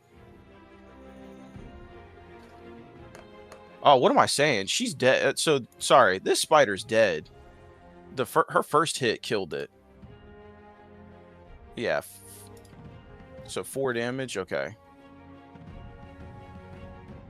So as this spider like is in the throes of death and bites you, she immediately, as this spider kind of comes back up and goes to like try to bite you again, she stabs her sword like straight through the skull of the, or like straight through the eyes of this thing as it collapses kind of down onto the onto this glassy plane. And it falls into a crack into the glass, and dies. Oh man. Let's see, with her bonus action, let me see. She's going to pull a dagger from one of her leg pouches and throws it at the spider to the south. Oh my gosh, please give me advantage when I ask. She's gonna roll a 13, which just barely misses. Okay. So from there, she misses her dagger throw against this spider. It is Beast Stallion's turn. Okay, right there. Let's stay put. Okay, he's just gonna stay out of combat. I can have him take like evasive. Okay, so he's gonna move himself away from combat. It is the giant spider's turn. This one is gonna crawl up to meet Cowrie, and it is going to make a bite attack, in which it rolls a 19 plus 5, 24 to hit. Oh no! Which these spiders are hitting hard today. 11. It hits for 11 points. Can we get Constitution saving throw, Cowrie? An 8, which is a fail. Okay. So you take an additional 8 points of damage. So 11 and 8. Jeez. Yeah. Hit points. Okay, so you're how many do you have? You're muted. She has 4. 4. Up next is the second giant spider. Let me see. This is not a wise creature, so it's going to have to make a decision roll between Mika and Elatris. It is going to go for Mika. So this creature is going to conduct a bite attack and hit a nat 20. What is going on today? Oh. hits 8 points of poison damage. Mika needs a Constitution saving throw. She rolls a 7, which is a fail. And this thing is going to hit an additional 3 points of poison damage Because I can heal on myself. Mika. So from 8 and 3 is 11.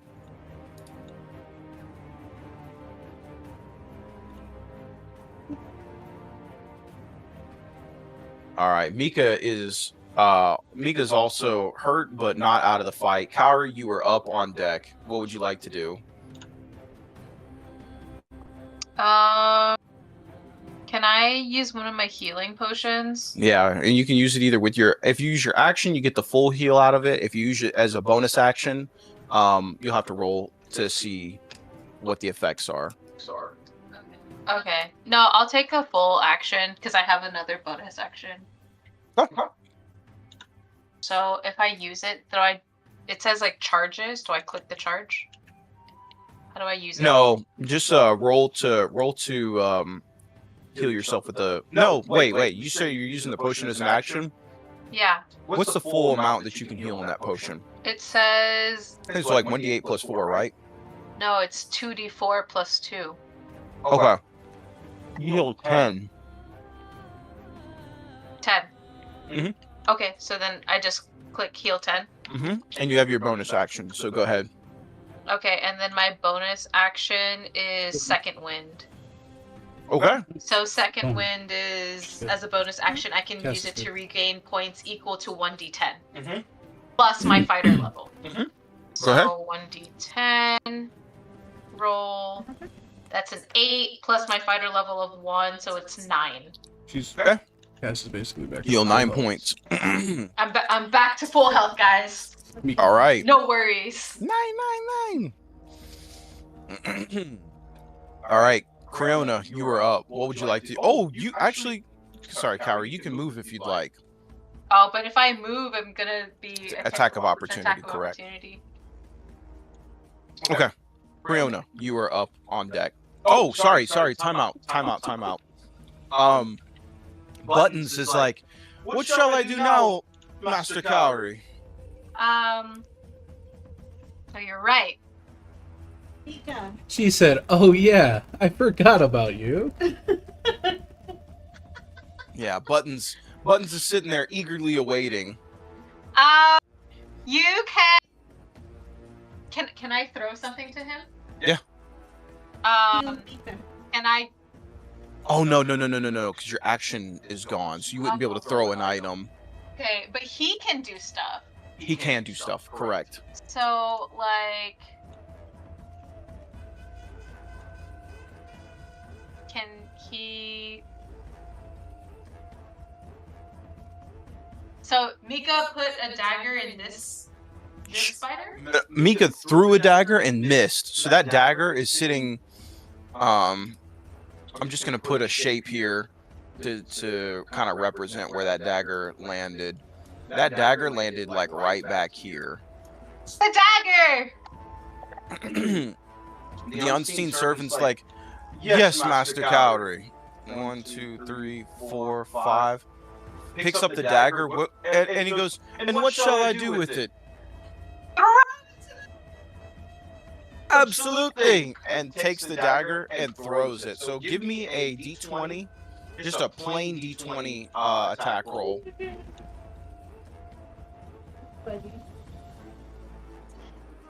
A 10.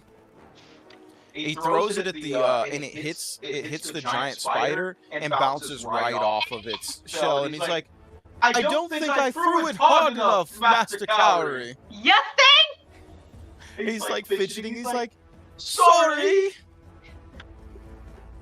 All right. Up next is Creona. I would like to heal Mika. Okay. All right.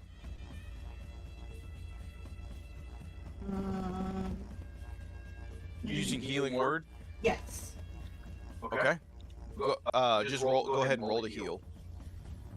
5. All right. What words do you speak as you heal her? Because it is healing word. Abracadabra. Abracadabra. Just kidding.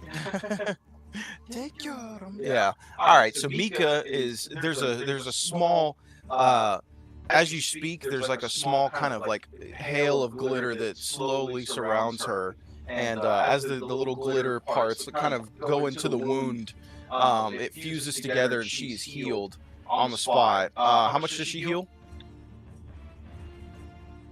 He heals for 5. Heals for 5 points of 5 points of damage. All right. Is there anything else you'd like to do with your act? Because you still have your action.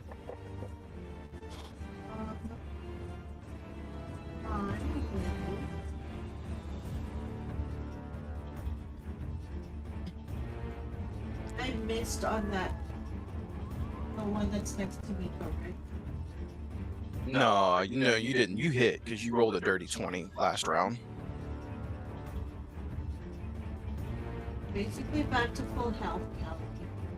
Not gonna touch that spider. Nah, I'm good. Okay. So I was like, I'll use my short bow again and get that spider right in between Mika and the mattress. Okay, go ahead. Roll the hit. 8. 8. Just like buttons. When you try to fire, the arrow goes a little bit high and bounces, almost kind of bounces off the roundness of its back. As you try to go ahead and knock another arrow for your next turn, the turn order is going to rotate. We are back at the top of the turn order. Olatris, you are up. What would you like to do?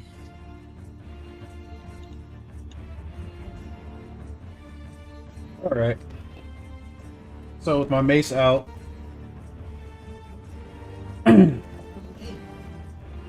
yes, He does have a I mace. have a mace. I have my mace out. I am going to bonus action use Crimson Right. Oh, okay. So I take 1d4 of necrotic for doing that. 2 points. Take 2 necrotic damage. Okay. Okay. So that engulfs my mace in fire. And I will attack the spider right in front of me. Okay. Roll the hit. Fucking hell, that's an 8. Don't forget you got the bardic inspiration on you. That's You why are you're yellow. right. Thank you. Use that. That's a D4? D6. You need a 6 to be able to hit it. It's a hit. Roll damage. You feel like you couldn't possibly hit this thing. And some unseen hand guides your guides your attack towards its weak point. All right, go ahead and roll damage. Oh, yes. Yes. Okay. So my mace has the sap property. So that is 6 points of damage. yes, 6 points of damage, and it now has disadvantage on its next attack roll before the start of my next turn. That's tough. All right, I dig it. Okay. Doesn't it take? Doesn't that flaming part of it get do more damage? Like, what does that Crimson Right do? And I deal an additional 1d4 of damage to it. Hit him. Maximum 4. So four Wow, points of that okay. is fire. Okay. Is he? Does he? Any additional effects to that? Does that fire? Does he catch on fire or anything like that? Attacks with this magical weapon dealing damage. Type determined by the chosen right, which goes on fire. No, it doesn't say. Okay. Got it. Cool. All right. So yeah, so you pull back in this flaming mace. You could feel a jolt of energy go down through your arm and into your chest as you pull magic from your own your very own essence of your life. You pour into this mace as it lights on fire, and you bash this thing with all of your might. In which you thought you weren't going to hit it, but you find a almost a small weak point in its like strong chitinous armor, and you slam this thing into the side, and the burn. This spider's like, as this spider becomes bloodied. All right. Bloodied. Up next is Mika. Mika, Mika. still in whirling blades, a whirling tornado of swords. Attacks the spider, of course, at advantage because her last one hit, which is a hit. She's going to deal 5 points of damage. She's going to make her second attack. It's going to be a hit as well, and she is going to roll 4 damage, which she deals 7 points. So 5, what was it, 5 and 7? Yeah, or 8 and 7, which is 15 points of damage. After your hit, that spider begins to kind of pivot towards you for the attack, but Mika comes in and stabs this giant spider kind of through its it's almost like a little breather gills on the back side of it, and she just slashes up this thing where all of its entrails begin to kind of pour out of the side of it, and it falls over to the ground and immediately curls its legs up in a sign of defeat. This creature is dead, as Buttons is like, "I believe I've killed it, good sir," and begins to kind of like look around and like rub his hands together to go and grab the knife again. It's Beast Stallion's turn. We're just gonna keep Beast Stallion out of combat, in which it goes back to being the spider up top's turn. This spider is going to go ahead and attack. It's a 19 to hit, which is a hit. And it is going to bite for 8 points of piercing damage. Can I get a Constitution saving throw? 18. 18? Okay, so this time you're going to take half damage. Half of 12, which is 6.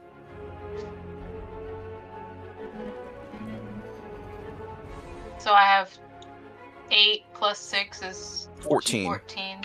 Yeah. Back down to 9. My goodness! Jeez, man. These things are... It is your turn, Kaori. All right. So I'm going to take... Is the oven beeping? Oh, sorry. That's the dinner. Okay, I got it. Go ahead. Thank you. I'm going to take the great axe and just like slam it straight into this like spider's face. All right. Go ahead and make that attack roll. Oh, 21! 21, big hit.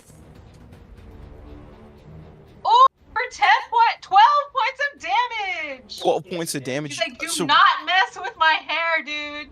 All right, so yeah, you slam this thing back in, like, right in between the eyes, as there's a massive gash in its face, and you could see like one of its fangs is hanging a little bit.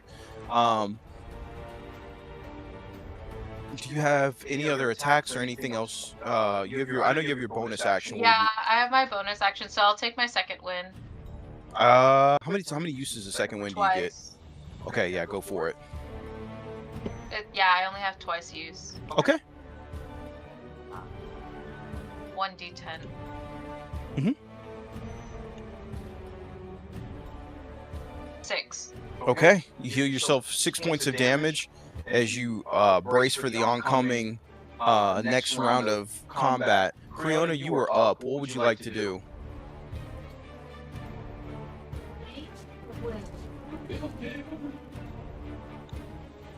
How much do you have? Harry? 15. Oh, you're muted, by the way. 15. Okay. So you were here. The spider's up on this ridge fighting fiercely with Kaori, and you have your arrow knocked into your bow, ready to fire. I will fire. Okay, go for it. I also have what you call again, buttons, right? Oh, that's. I'm so sorry. Buttons. Yeah, buttons. Buttons grabs the dagger, and he's like, he goes, "I've found it, sir." Good job, buttons. Come up here. And Buttons, I mean, with no regard for what's around him, I mean, almost kind of plows through Mika and begins running up this thing, running up the surface here with like an otherworldly speed. And he goes, he's like, "I'm close. What would you have me do, sir?" "Stabbing, sir." Reaches up with almost kind of a ferociousness in his willingness to obey you. And give me a flat d20 roll.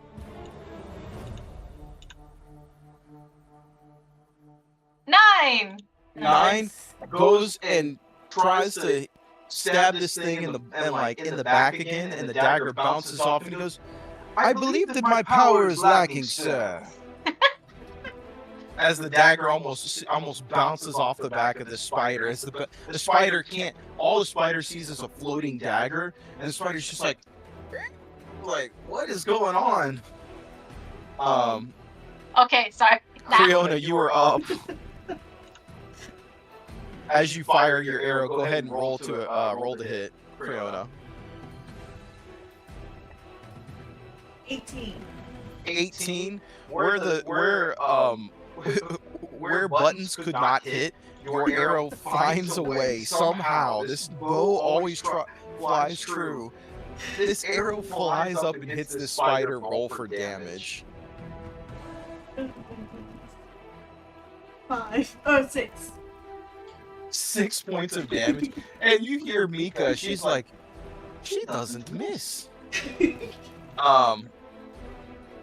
As the hit lands with absolute success, the turn order, tell me where you want to move. Elatris, you are up on deck. I'm good right where I'm at. All right, standing your ground. I like it.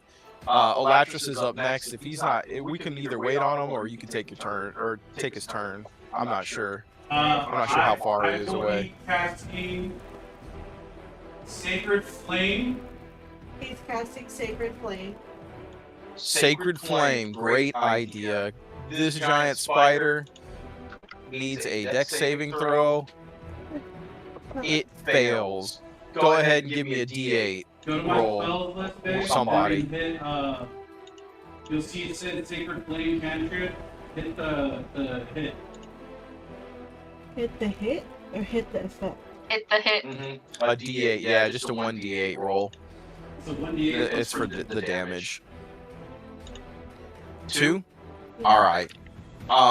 This spider takes 2 points of damage. It is badly injured now.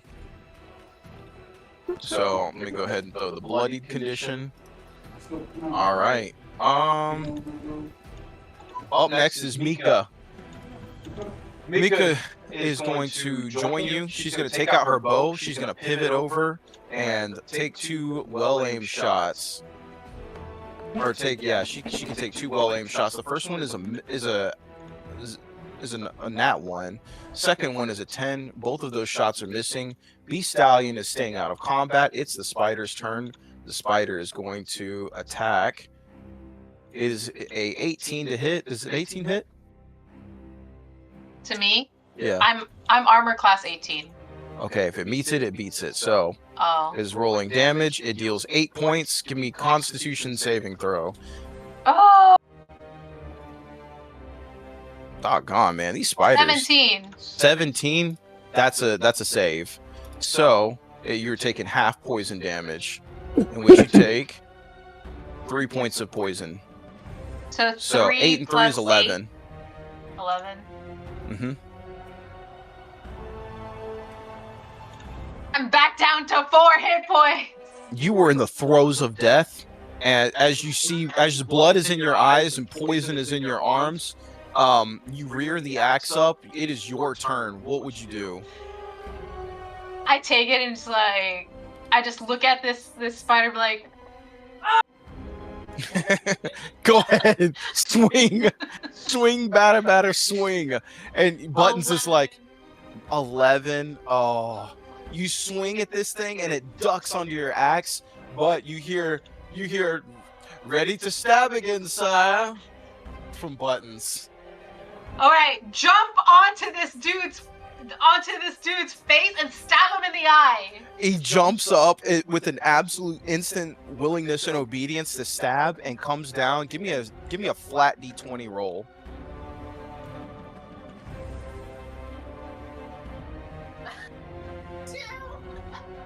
As he jumps on this thing's back and bounces off of it as the knife falls like to the ground, like outside of his grasp, and he tries to pick it up. He's like, "I'm sorry, sir, I'm not dexterous. It seems I am not dexterous either." You know what? We're gonna have a conversation after this, Buttons. I'm so sorry, sir. Creona, you're up.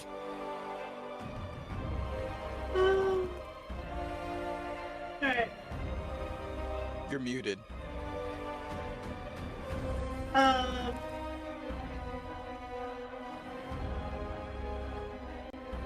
Healing word. Healing word. All right. Give me a go ahead and click to heal. How much does Cowrie heal? 7. 7 points of damage you heal, Cowrie. Feel the breath of life come back into your lungs. Dang. The poison begins to kind of burn your burn your limbs. You feel heavy, and your strength is suddenly restored to you. All right, that was your bonus action. You still have an action. What would you like to do? I will use my bow. Okay. Fire away. Roll to hit. 10. Okay. You fired this arrow towards the back side of it, and it bounces off the side of the rocks. It is kind of close, but not close enough. Mika jinxed me. Back up to the top of the turn order is Elatris. Elatris, you're up.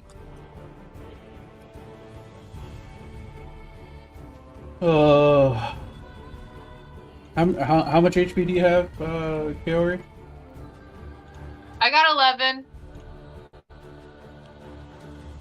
Yeah, this thing's been hitting pretty hard, so I will cast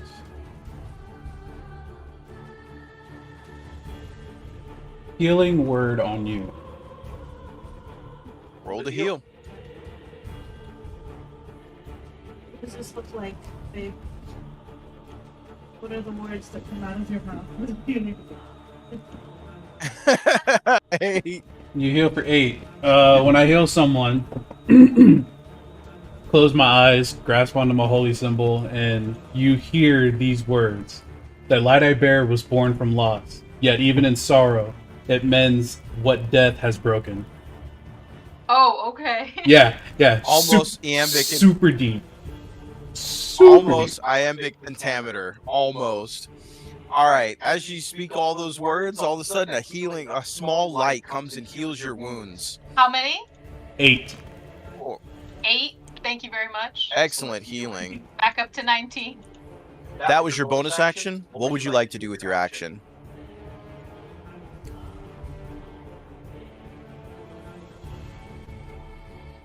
Would you count casting Sacred Flame again as my action?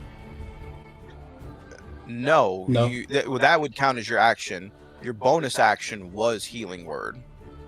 So those two spells do not conflict with one another. So I can cast Sacred Flame as an action. Perfect. Yes, you can. So needs to All right. be the DC 13 Dex. All right, let's see. Fails with a 7. Go baby, come on. 7. 7 points of damage. Yep. How does he die?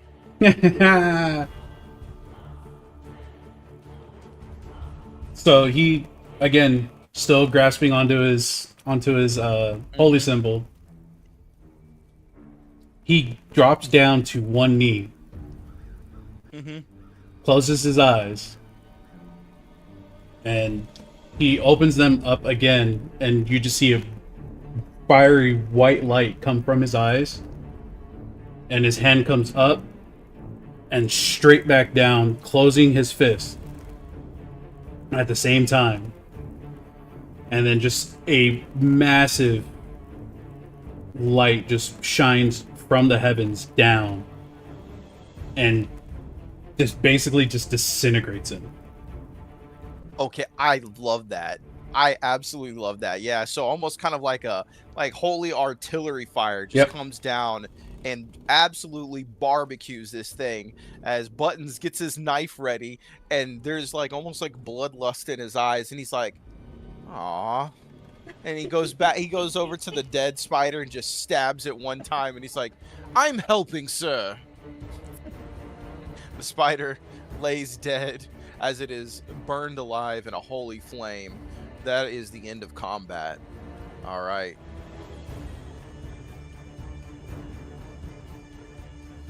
Hold on 1 second. Not gonna lie there, Mika came in clutch with that.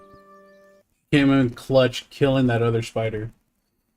Yeah. Because if that thing had hit me, like even just sneezed down me, I was dead. Yeah, Mika was all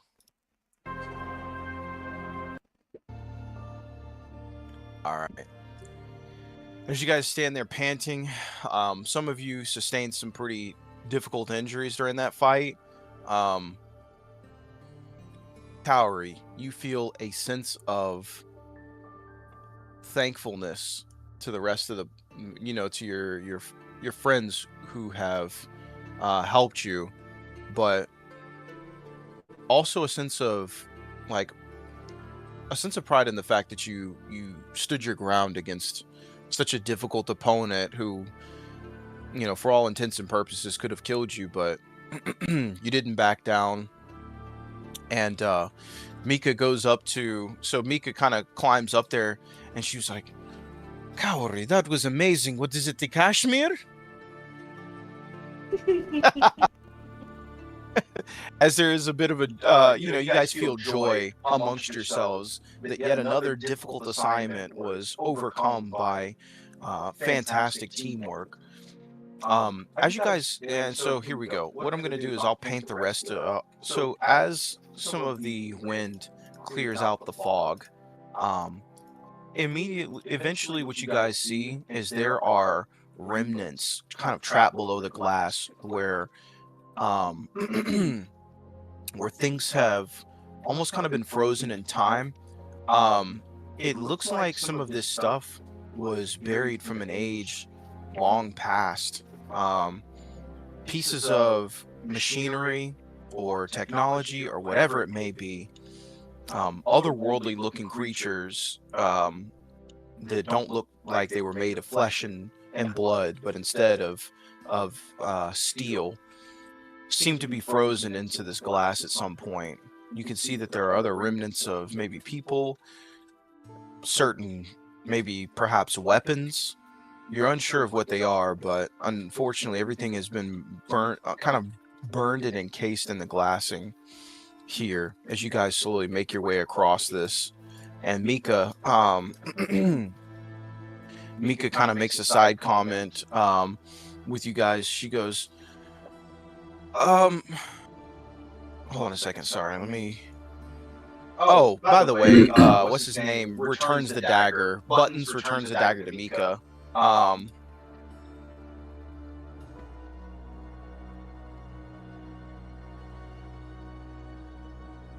So, hold on. Is there anything you guys want to do before you guys continue on? And do you guys want to remain on this kind of glassy surface, or do you want to move off of it? I wanted to see if there was anything like I could take from these spiders. Yeah. Like something that I could use for like healing or make some sort of potions.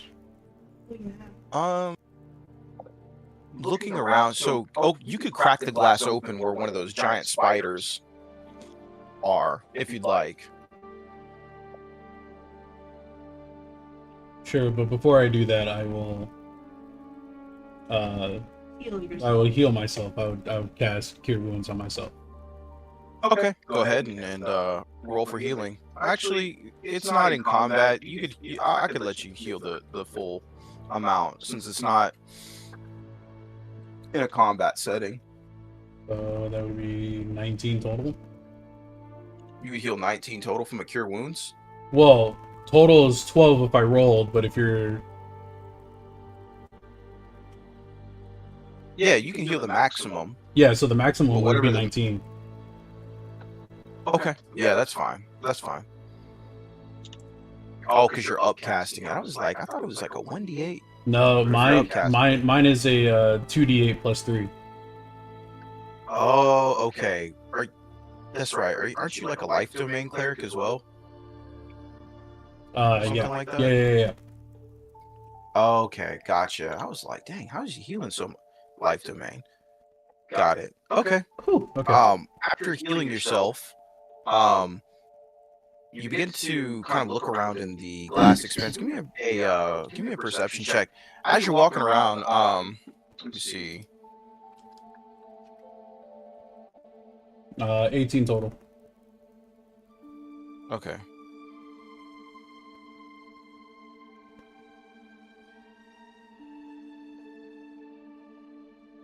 All right. As you begin looking around, okay, so you want to crack the you want to crack the glass on this giant spider. Yeah. Okay. So as you begin to open this glass up, you can see that Mika's like kind of unsettled, and her tail is staying low, and she's like, ugh, stone is. She's like, this is supposed to make it like a ring. I don't like this. Like whatever this is, like this weird surface. She kind of helps you dig a little bit further. You said you got a 19? 18. 18. Okay. As you're kind of cutting into this, you feel that there's a metal, like a metallic skin at the end of this giant spider. You could open this thing up a little bit further and see what's inside of it. The metallic skin is completely burned, and a lot of the innards seem to be melted, but you can pull this thing off. Yeah, I'll pull it out. Okay. As you kind of pull this thing off, its innards seem to be fused into its metallic skin from the heat. But you see that it like almost kind of has these like it's like a substance you've never seen before, but it's like almost like the veins in this creature come out. The veins themselves even being made of metal. It's metal that you've seen before, but it's not something that you've ever seen before. It's just a strange creature all around. As you're looking through this, there's different parts, as if this was some kind of a clockwork engine machine, perhaps. You're not entirely sure, but different parts are kind of embedded within this, as well as these like large kind of it's like a soft skinned innard that is connected to these veins that seem to be in the legs, in the leg that you're kind of digging out on this creature.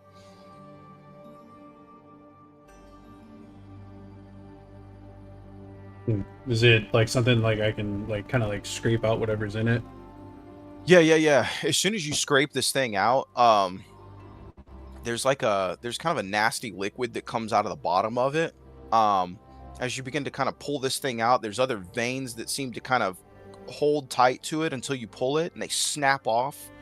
And with like kind of a metallic innard on the in the interior of these veins. All the veins seem to be black, but the inside of it is distinctly like copper.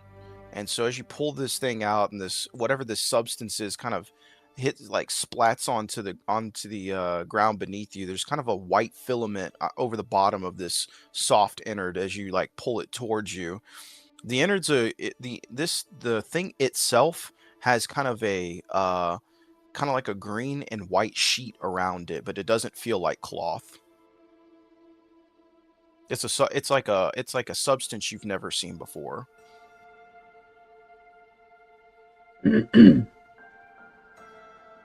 I'd say that's all I see around it or can get around it. That's out of the bottom joint. Yeah, it's Yeah. out of the bottom joint. You can keep trying to excavate this thing more and more if you'd like.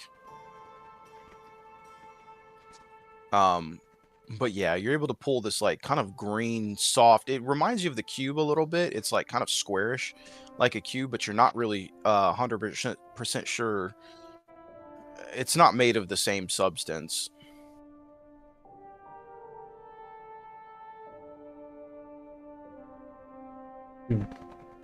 Okay.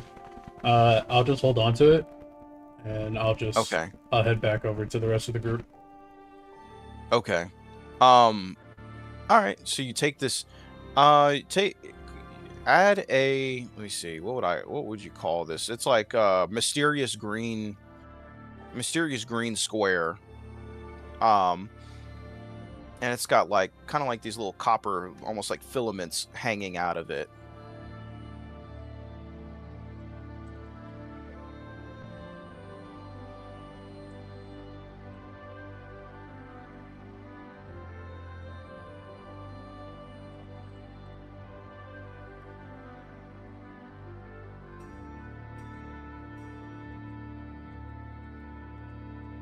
From what you guys can tell, it looks like some sort of maybe a battle was fought long ago with the signs of struggle that are here.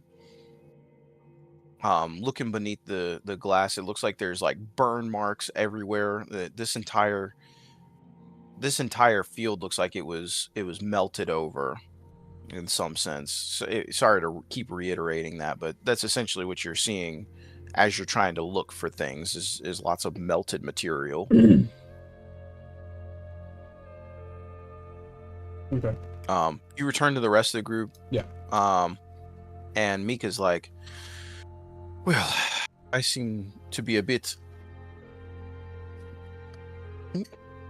I think we could probably take a minute to recuperate ourselves. Oh, sorry about that.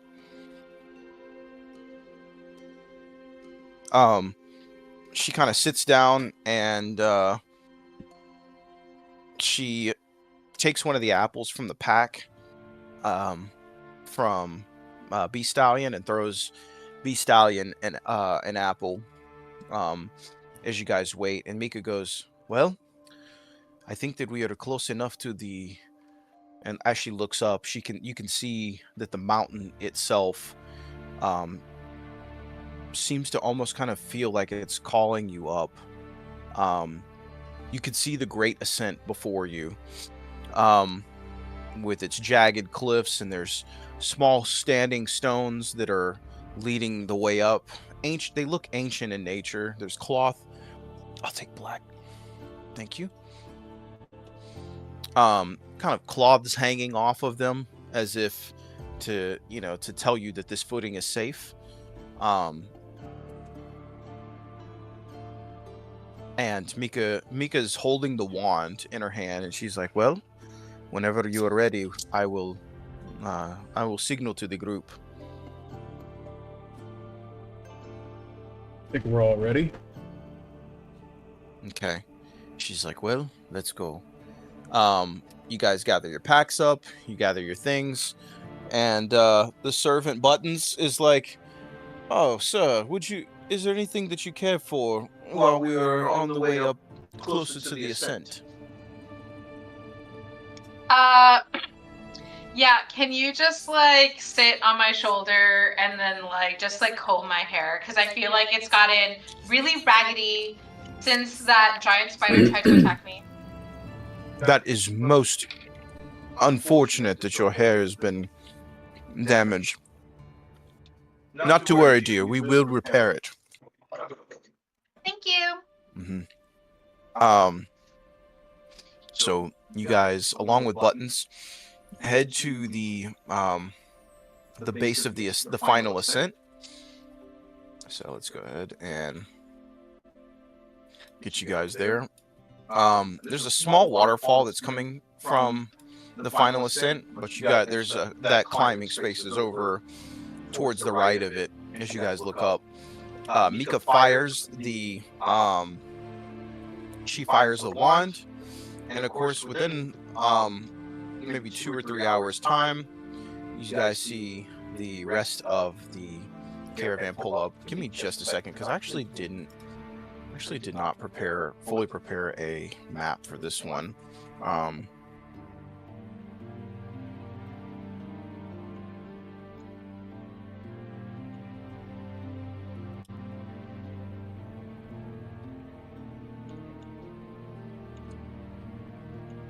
Let's see, copy image. So I gotta build. I'm gonna build this one slide out real quick. But let's see. So this basically be considered short rest. Yeah, this would be a short rest. So if you guys want to heal yourselves, that is completely okay. Let me see.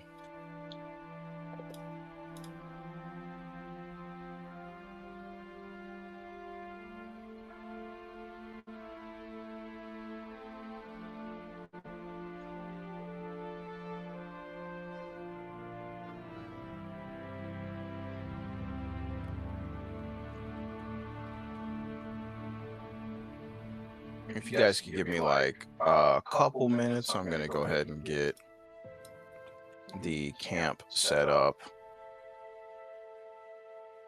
Take your time.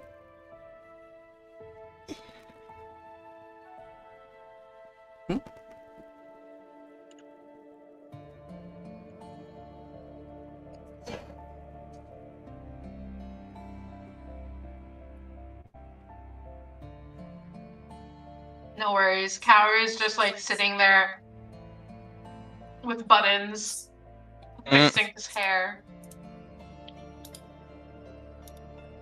I'll walk over to Cowrie and Buttons, and I'll tell Cowrie, your servant, I'm assuming that's what this thing is.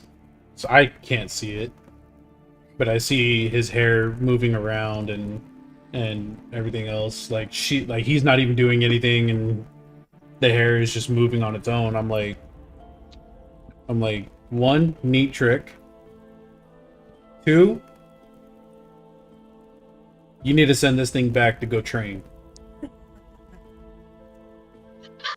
It needs to be making those hits.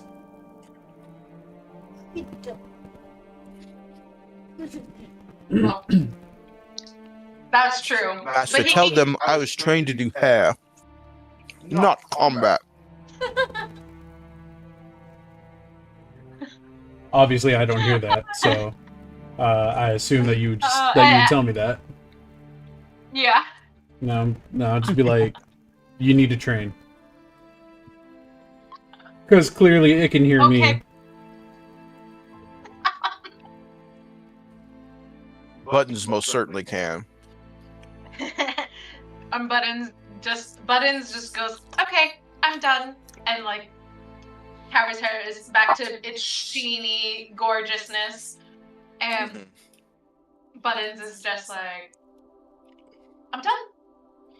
And Cower's like, good job. Most meanwhile, excellent. I run up to Cowrie and mess with the hair again. Like, sorry. Girl, don't mess with me. Go ahead and I'll be like, go ahead and mess with her. Buttons can't do diddly. Oh. She can make Buttons' hair look. I mean, Buttons can make Creona's hair look not cute. Yeah, sorry, this one's a little bit of a low res map. Let me see. But yes, buttons, you may go now. Let me see if I can get a let me see if I can get a better. Tell it to go train. After what happened to your camera? What do you mean? She's sitting down over with Rocco. Playing with Rocco. Oh, okay. Oh, because I can't see you. That's why you're just like a purple screen with a green outline. There we go. Something a little bit more refined. Okay, so after a few hours, the rest of the camp shows up, and Yarno. Let me see. Let me get everybody kind of gathered around the campfire. Yarno's like, I can't begin to describe to you guys how much I appreciate that you guys are all able, first of all, everyone's healthy, everyone's doing well. This is quite possibly the best caravan I've ever had before. Of course, we always have our setbacks, sure, but it feels like we're really going to be okay. Let me see. So, let's see. I'm going to have Scrog up in the camp. This time, Clark and Aaron are making food. Valandra and Dusty are tending to some of the garden stuff. Of course, let me see.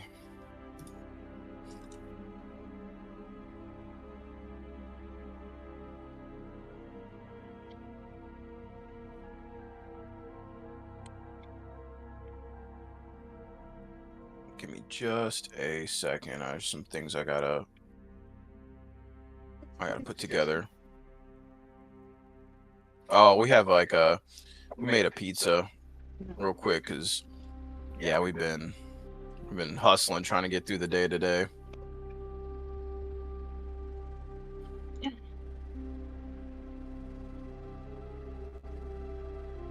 I'm debating on whether or not I should make some cookies. Cookies during the Christmas season is always a yes.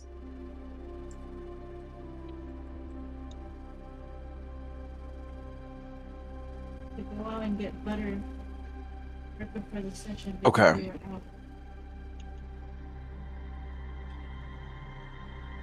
are out. Can I get a perception check from everybody? 22 total. 22 total? Okay, perfect.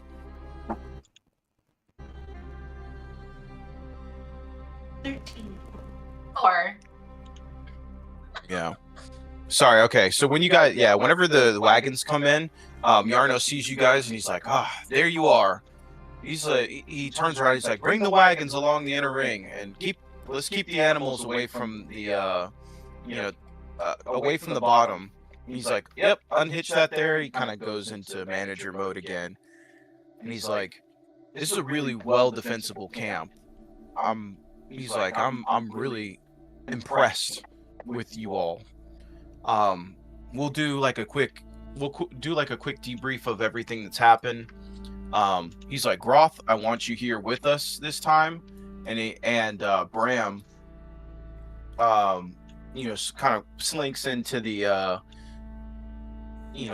just kind of from the outside and sits down. He's got like a warm tea with him. And Yarno is like, yep, let's get Mika and let's get everybody back in the circle. He goes, so, how were things?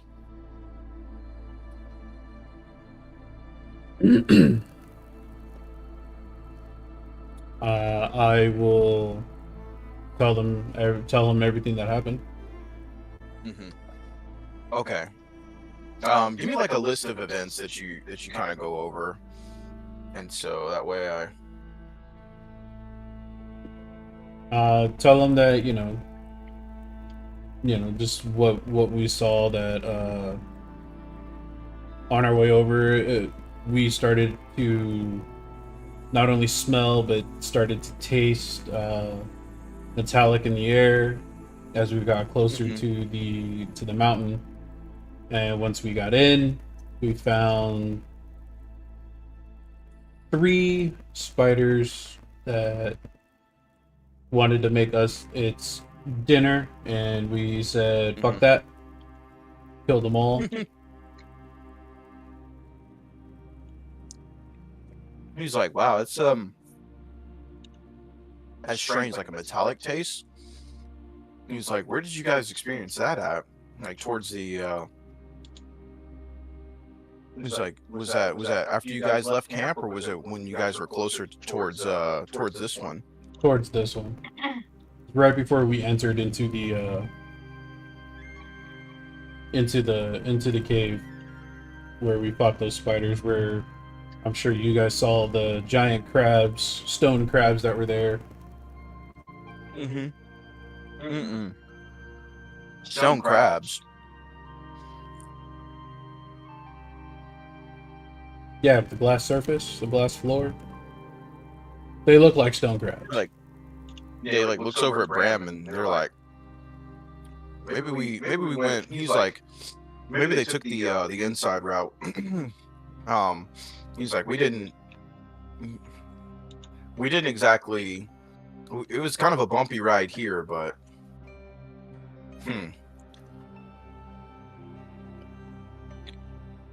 Bram's like, did you take the hill or did you take the riverside? We took the riverside. River. Yarna's like, there we go. That's why we missed some of this stuff. Yeah, it was a bumpy ride trying to get in here. Well, Yarna was like, well, it's a good thing you took out the spiders because they would have undoubtedly found the camp.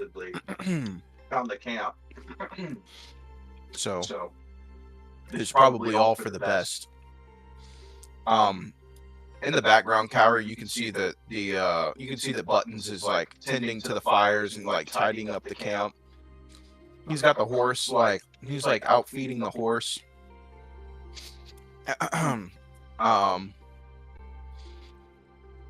And Bram Bram chimes in next and he's like, well, this is all good.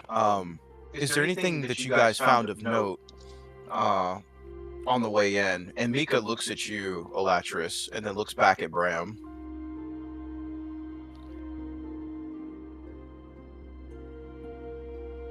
Bram's like, well, was there anything?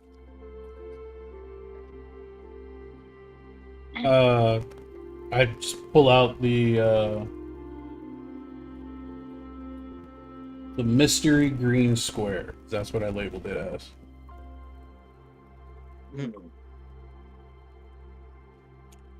Everybody seems a little bit intrigued. And Yarno's like, I think I know what this might... He's like, Dusty, come over here for a minute. And Dusty begins to walk over. And upon entering the circle, Dusty's like, what can I do? He's like, yes, sir, what can I do?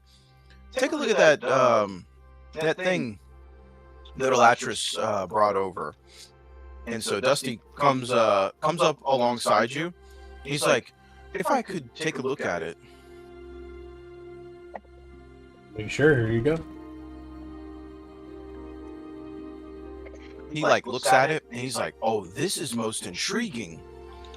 And he puts on his glasses and he's like looking at this thing and he goes, I believe this object here is something that might predate even Faerun itself. This is most unusual. I don't even think this is from the Netherese Empire. This could have been from the Calamity. I'm not sure. It looks like some sort of I'm not sure. I mean, it's certainly machinery. Can I get a history check from everybody? Everybody rolls at disadvantage except for Cowrie. Because I got a 20. Oh, so I just rolled straight then, Yeah, I Is- just roll straight. because I'm at advantage. Can I roll again? For history check? Yeah, for history check, I have advantage. Mm-hmm. So just a flat roll. What's your background? I am a acolyte. Okay, never mind. Just roll. What about you? What about you, Creona? Are you an acolyte as well? She is a sage. Hmm. You know what? Everybody just give me a straight roll. Except for the people who have already rolled. I got 20. Nat 20? No, dirty 20. Okay. A reroll? I got a 9. Hmm. So mine's just a flat roll. Yeah, you can reroll. 15 for me. 15? Okay. Nat 20 Um, plus 4 for Creona. Wow. Okay. Um.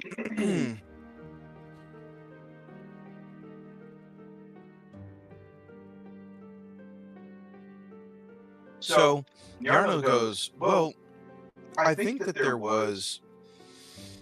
Okay, forgive me if I mess this up, but there was a time when this is prior to all the other races existing. So, Mika, your people weren't here. The elves weren't here.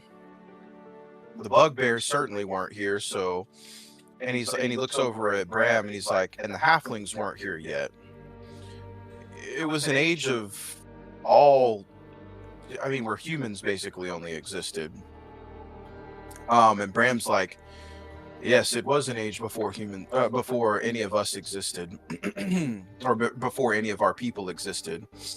It was a time where people trusted machines more than gods. Back then, kingdoms were all over the planet, all over Toril. Essentially, there were large towered cities, buried bunkers.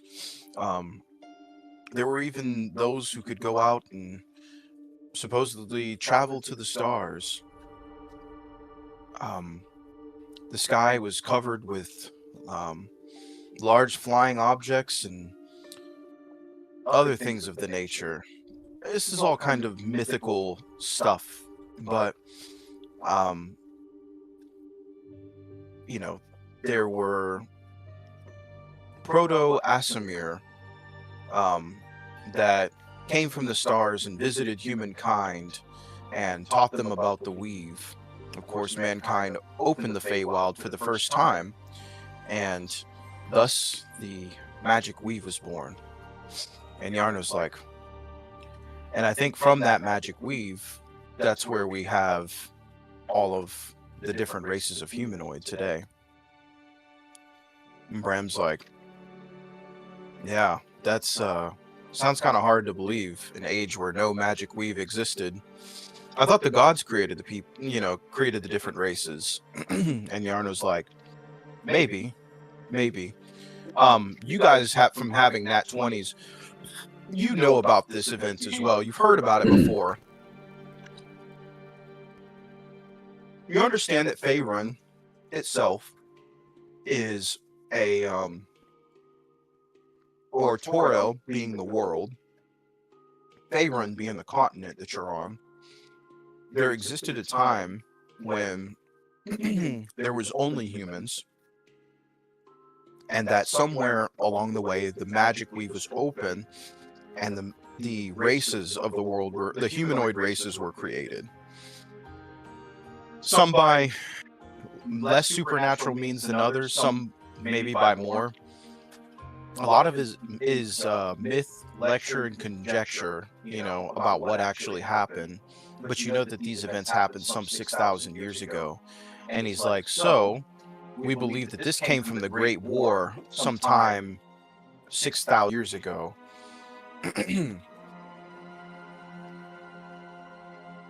He's like, you know, what else did you find there? Yarno kind of chimes in with you guys.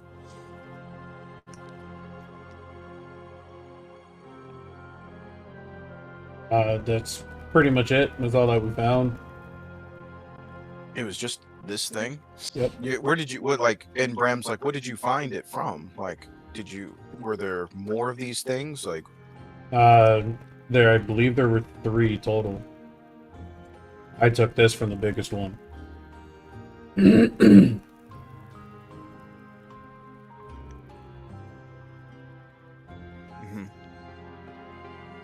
And Bram's like, this is an incredible find. Maybe after we're done with this expedition, maybe we could find a way to transport some of the stuff back from wherever you found this stuff, because this could be worth tens of thousands of gold per thing. Yarno's like, yeah. But the difference between the, you know, the pre-calamity and the Netherese Empire stuff. So the Netherese Empire is from about 5,000 years ago. The pre-war stuff is like almost 6,500, 6,500 years ago. So this is like ancient technology. They're like, if anybody could figure out how to use it, then we'd be rich. But for now, stuff like this, and Dusty hands it back to you, Electrus. He's like, stuff like this is really kind of more of just a belongs in a museum. And Yarno goes, but for now, we focus on the Netherese Empire. He's like, that's the empire that we care the most about. That's the one where we can uncover the secrets of how they use their magic from so long ago. Well, thank you. I didn't realize I didn't realize how much was stored in this mysterious canyon, kind of looking up into the dusk sky.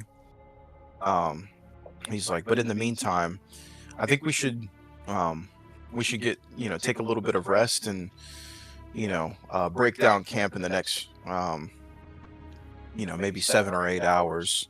He's like, this next, during this in the morning before the sun comes up, we'll have you 3 and Groth head up the Great Ascent. And when we make it to the top, we'll have one of you guys fire the wand. Oh, Mika, if you would be so kind.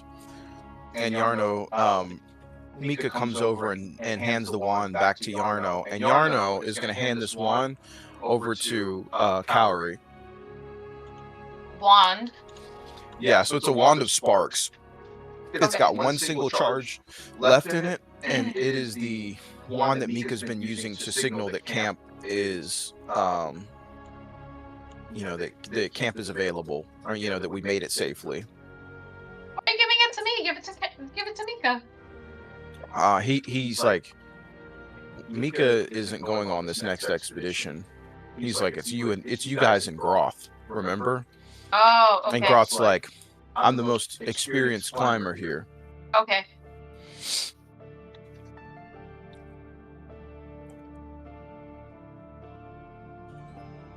And Dusty Dusty turns over to you, Elatris, and he's like, if you find any more objects or artifacts like this, let me know. He's like, I think this one is probably not usable in whatever state that it was in, but we'd be more than happy to study it. Well, I can take you to where they are. Interesting. We most certainly could go. We'd have to get permission from Yarno, but I would like to go. You can either convince him now or you could convince him later. But Yarno wraps it up with, well, All right, folks. Well, we're going to bed down for the night, and early in the morning before the sun rises, we'll start the ascent. He's like, let's go ahead and get this camp. We'll eat dinner. We'll pack up for the night. And so Yarno and Bram go into the walk over into this tent. There's a table, and the two of them begin kind of discussing things again. Dusty's like, do you want to hand the cube over to Dusty, or do you want to see if you can? It's up to you. One, can you zoom in on the map? It's like you're kind of like zoomed out. Oh, sorry.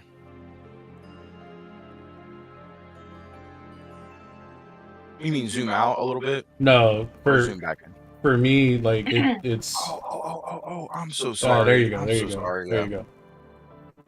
you go. I will hand over the mystery green cube to Dusty. And I'll tell him you can study this for right now. I'm gonna go talk to Yarno. He's like, very well. I'll let you know if I come to any conclusions about it. And Dusty kind of backs off and goes over to one of the tents and shows Valandra what was going on. As you walk up to the tent, you see that Bram turns around immediately, and he's like, can I help you? I'm here to talk to the big boss man.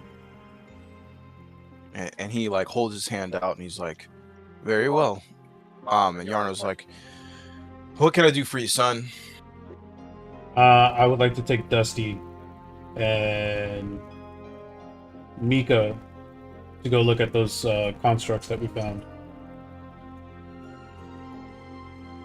Give me a perception check at advantage, and you'll need to beat a 15.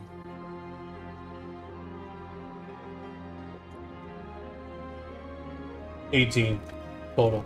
18. He goes, you know what? Normally I would say no to something like this, but you guys have done good, done right, time by time. I'm gonna allow it, but don't be gone any longer than a couple hours. He's like, do you understand? 100%. Okay. And you're taking Mika with you, right? Yep. Mika's coming with us. She's a little bit more perceptive than I am. So if she senses anything wrong, we're out. Okay. Well, I trust you. Don't mess this one up. I'll never forgive you, or comes back dead. Don't worry. He's like, and that goes for you too.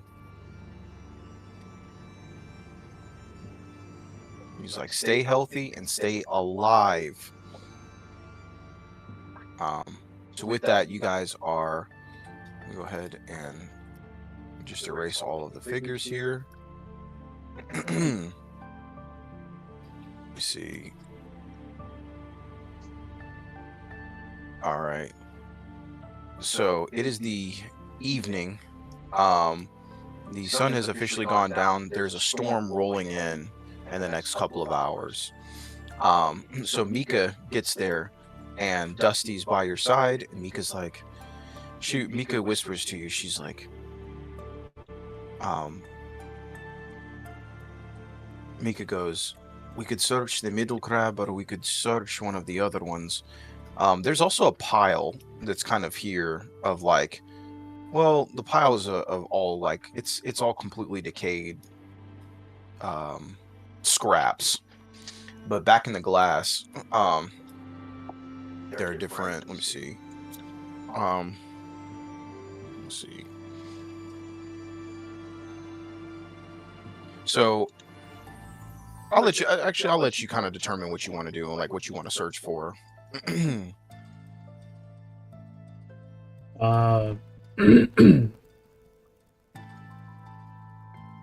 I would say that the three of us go to the very top one and search around that one, see what Dusty can determine, and if he wants us to dig something out, we can. And actually, Okay. my Crimson Raid is actually still. Oh no, it's not. Okay, never mind. Mm, Because my Crimson Raid lasts until I finish a short or long rest. mm-hmm. So, uh, therefore, my mace is no Yeah. longer on fire, so it does not provide light. Mm. There is there's a faint moonlight because yeah, it's actually a waning gibbous, so there is some faint light that you guys. So let me see if I can do something real quick. Well, I would ask Dusty if he needs more light than what's already there. If not, then we just let it be and Let me just see. keep going.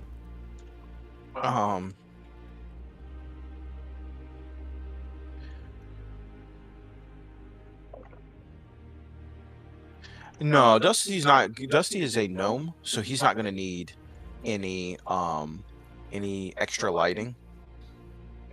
Okay. So I think this should be okay. So you point out where you found the that mysterious green square, and Mika's kind of a little bit standoffish. She does not want to go back on the glass. But Dusty's like most intrigued, and he's like, "Wow, this is incredible." He's like, "This, so we're standing on sand, and it would take incredible heat to turn all of this into glass." He's like, "This is so brilliant. This would be like dragon fire or something much hotter." He's like, "But the strangest part about it," and he's walking around, he's like, "the glass is stable. There's no wild magic, no obvious curses, no collapse in form, really. Whatever did this must have been signs of the Great War."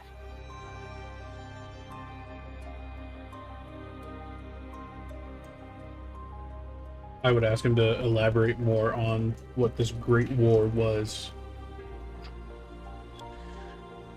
The Great War was a time when the humans had a great struggle amongst one another. There were great nation states failed, and there were certain things that were developed to, like automaton machines that were able to cause great destruction amongst one another. You could see that he's kind of like struggling with it a little bit because there actually isn't a ton of information on the Great War there, but everybody knows that one happened because of history that was like, the humans are still around, so there were people who would pass these stories down. But finding these stories and understanding what the perspective was like fighting this Great War are difficult. What you do know is that there were great weapons that were created, weapons that could change landscapes. They could rise mountains out of the sea and crush lands down into the oceans. I mean, they were of incredible power. In fact, there was one such land across the ocean from the Sword Coast where you guys currently are. It was completely submerged. It was one of the greatest. It was probably one of the, it was a great nation at one time. It was one of the most powerful, but it was crushed under its hubris at some point. And the only thing that remains are island nations where its mountains used to be. But it was basically plunged into the sea. He's like, even the Sword Coast itself used to be, there were many nations that sat upon the Sword Coast itself. But most of that was destroyed. In fact, something cut straight into the land itself and made it the straight edge that it is today.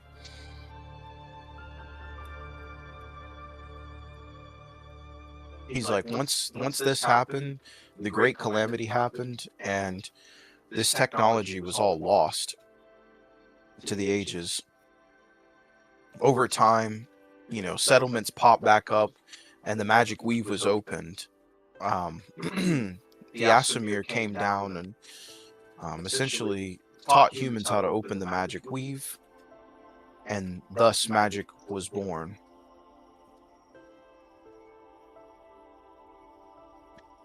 Real quick, I'm gonna break from the game real quick.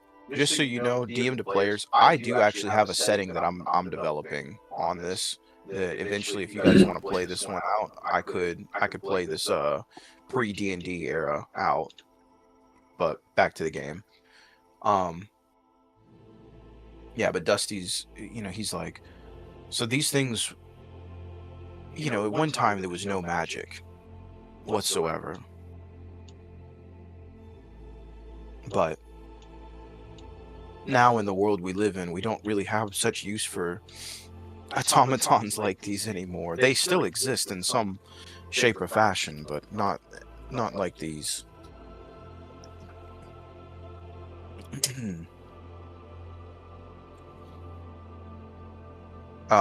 Dusty starts kind of pulling the pieces of this off, and he's like looking at some of the veins on this creature.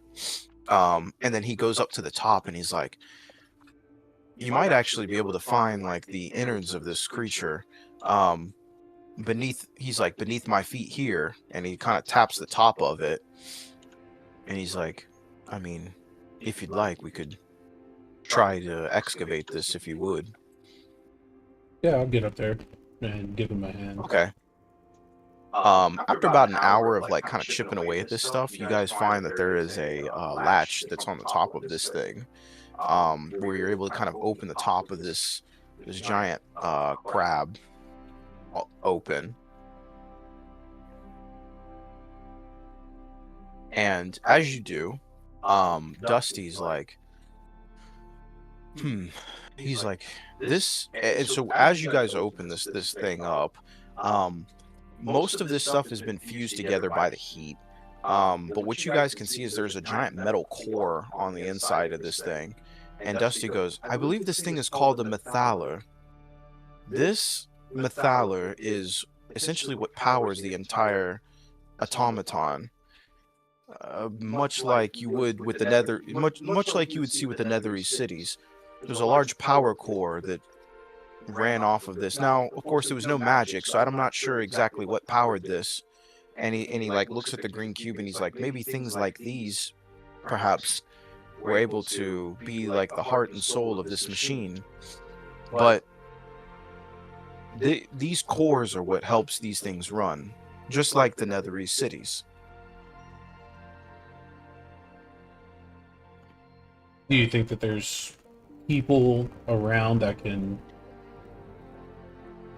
restore this core if we were to bring it to somebody?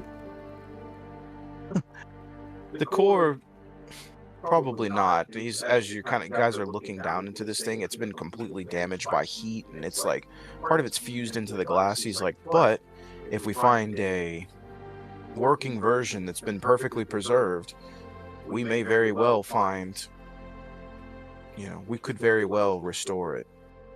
I don't know where you would restore a 6,000-year-old piece of machinery like this, but it would be my dream to do something like that.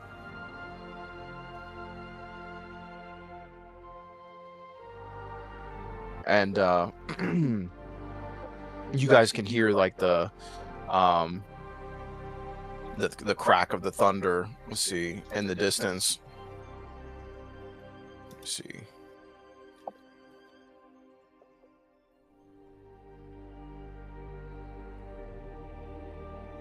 But yeah, you guys hear the crack of the thunder kind of off, and there we go.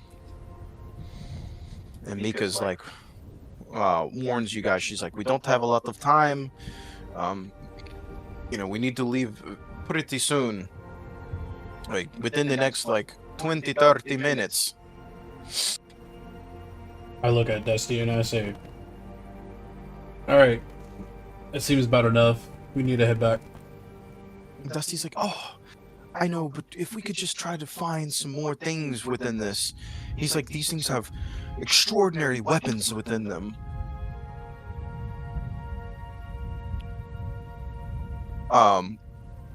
he starts like digging around, and he's like, see, look at this. He's like, in this chamber of this creature, he's like, there's these things that get loaded into it, almost kind of like a crossbow bolt. He's like, and when they fire them out, they can cause great destruction. It's interesting how they could fit like a ballista on the back of this. As he's kind of pointing into this like tube that's been like crushed and fused into the side of it, he's like, if we got into the bottom of this, we could find out maybe some of the ammunition that it used. Just a thought. And what will we do with these? These are going to be way too big for any of us to use. You could see like the joy that was in him is kind of turned into a little bit of doubt, and he was like, that's true. We wouldn't be able to really. It's just, as a gnome, my species. He's like, my people are so interested in these lost technologies, but he kind of looks down and pats on this thing. He goes, maybe another time. Maybe another time we'll explore you. Maybe after this adventure we can come back.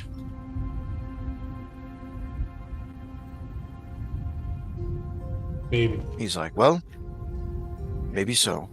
And he jumps off the top of this thing and onto the ground. He's like, well, goodbye for now. Interesting mystery you are.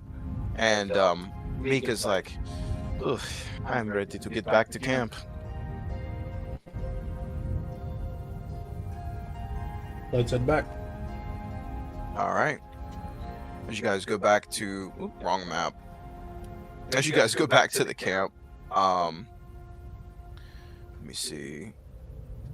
You and Dusty and Mika kind of walk in, and Dusty goes, well, as much as I would like to hang on to this thing a little bit longer, he hands it out to you, and he's like, I don't want to keep.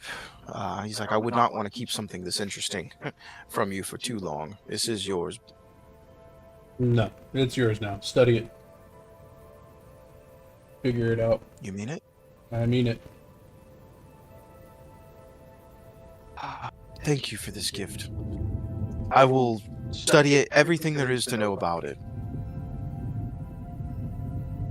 He takes it off to the tent, and he's like, and he turns around just before he enters the tent, and he goes, you know, if there's another expedition, and I see your name on that list, I would gladly go with you again.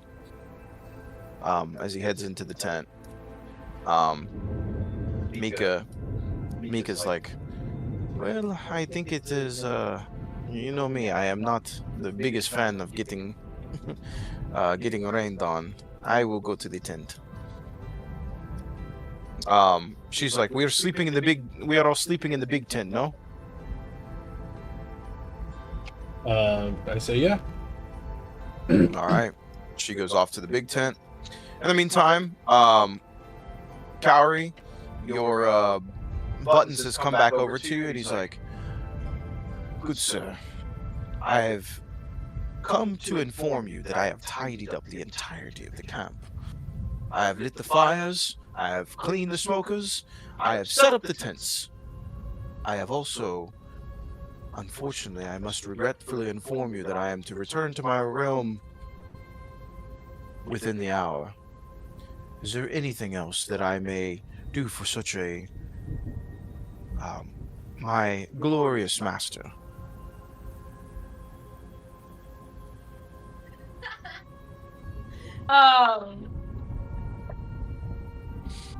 Oh no, that's all. That's all.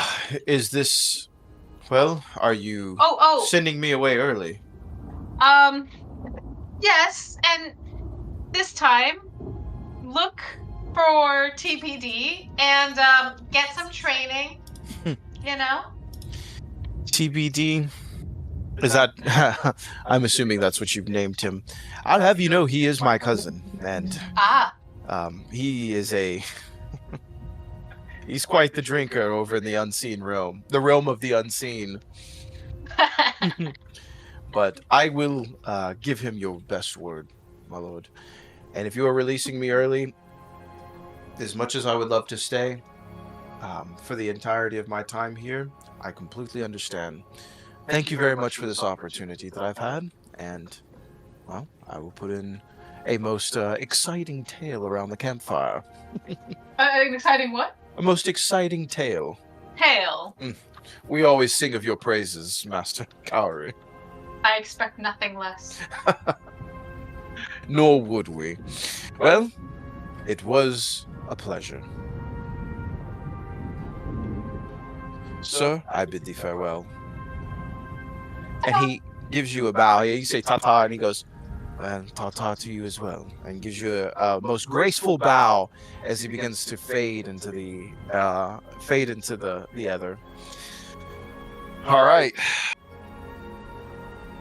So with that, Groth is, let me see. Groth goes to the other side of the camp and is set up in his side of the tent. Scrog comes by and he's like, and he's still got food in his mouth, and he's like, hey, so what's the plan for tomorrow? And he's like,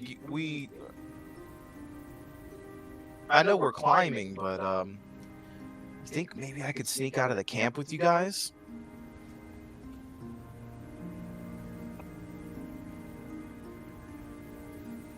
A very unwise decision. Yeah, you're probably right. Well, if I could, because I know that Groth is a big climber, I actually bought something back in Oral Bar for each of you, knowing that we'd have to be going up this ascent sometime soon. And he's like, I bought a bunch from that store, so each of you guys can add a grappling hook to your inventory if you don't have them already. And he goes, and also I got this as well. And there's a coin that he hands over to you guys, with a bit of arcane energy coming out of it.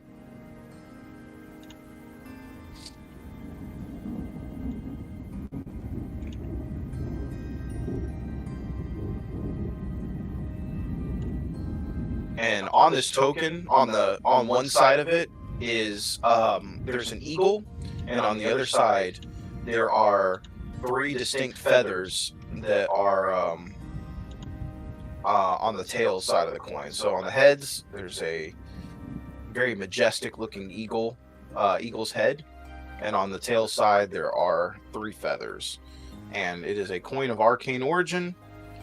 This coin, and he goes, it's a token of featherfall.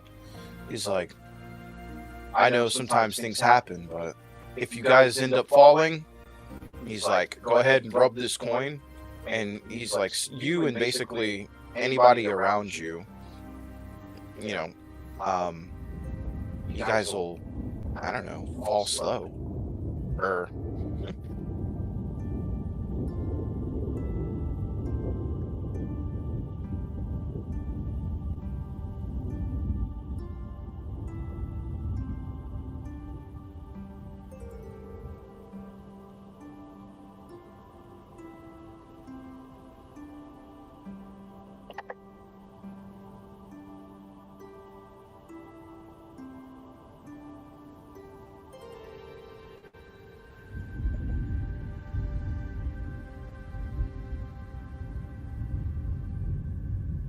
Sorry, I was writing it up.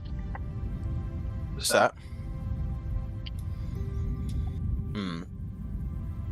And I'll also add this. You guys see that Dusty goes back over to Yarno and Bram's tent and lets them know that you guys have returned.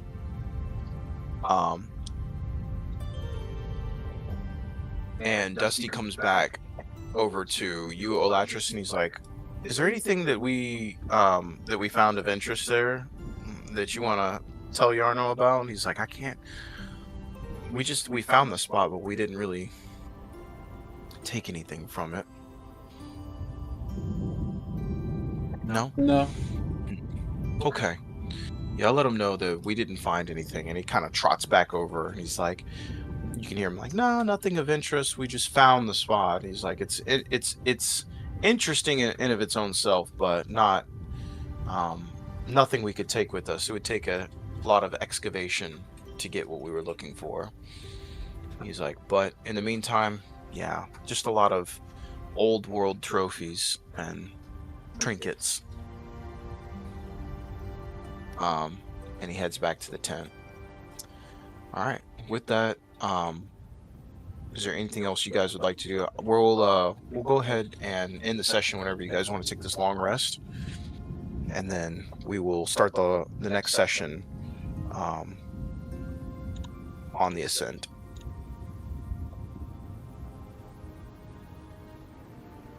Yeah, no, I'm good. What's up? What's that? No, I'm just like, it's been 4 hours. Yeah, I was. Yeah, we're ending the session. Okay. Thank you guys very much for playing. This was a really intriguing session. It was very straightforward, but I felt like there were a lot of like little twists and turns in it. The ascent is going to be pretty interesting. Don't forget you guys have your grappling hooks and you have a token of feather fall. So if you guys fall for whatever reason, it's not instant death. It just means that your some of your progress is going to be reset for a little bit. Feather token? Is that different? A token of feather fall. Yep. And it has 3 charges per day. Don't forget to put that down. So as long as you guys don't fall more than 3 times, you'll be all right.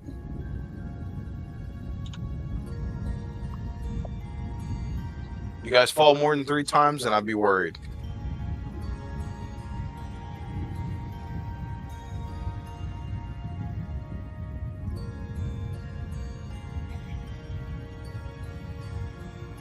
That's all it is. Okay.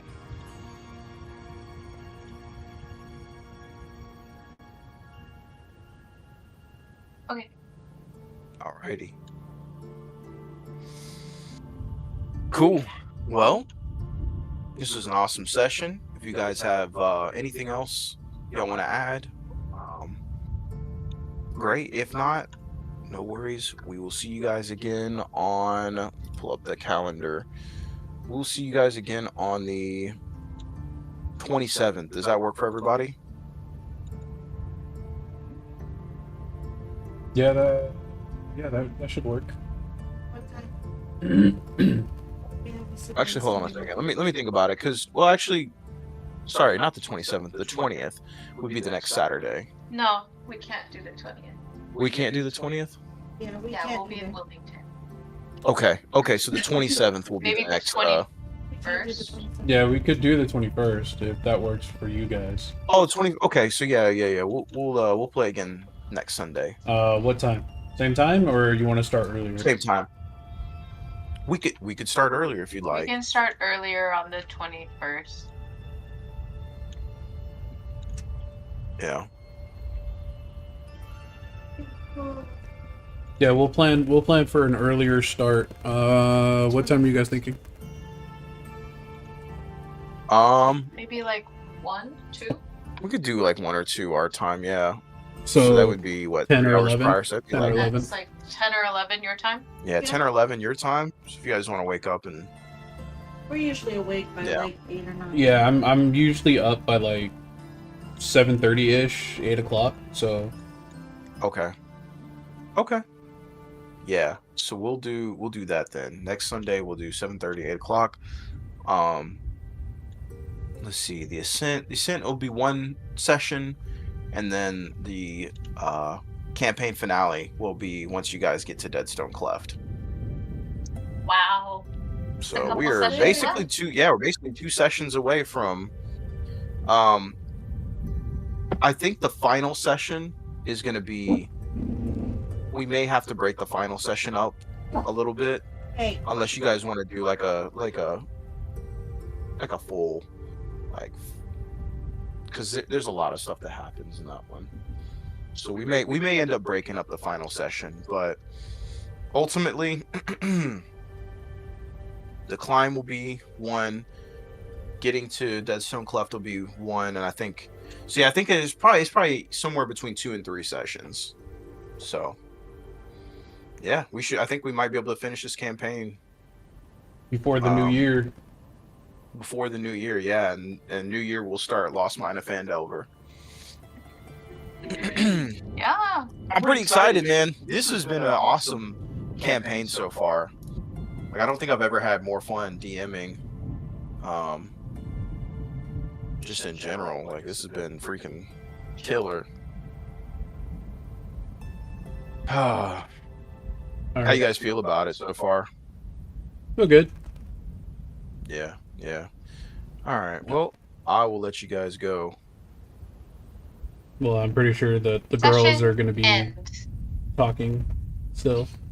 But yes, this is... Maybe. No, there is no baby. I already know you guys. You guys are going to talk for like another 6 hours. Or like 2. But Just a couple. Just a couple. Alright, I am ending the stream.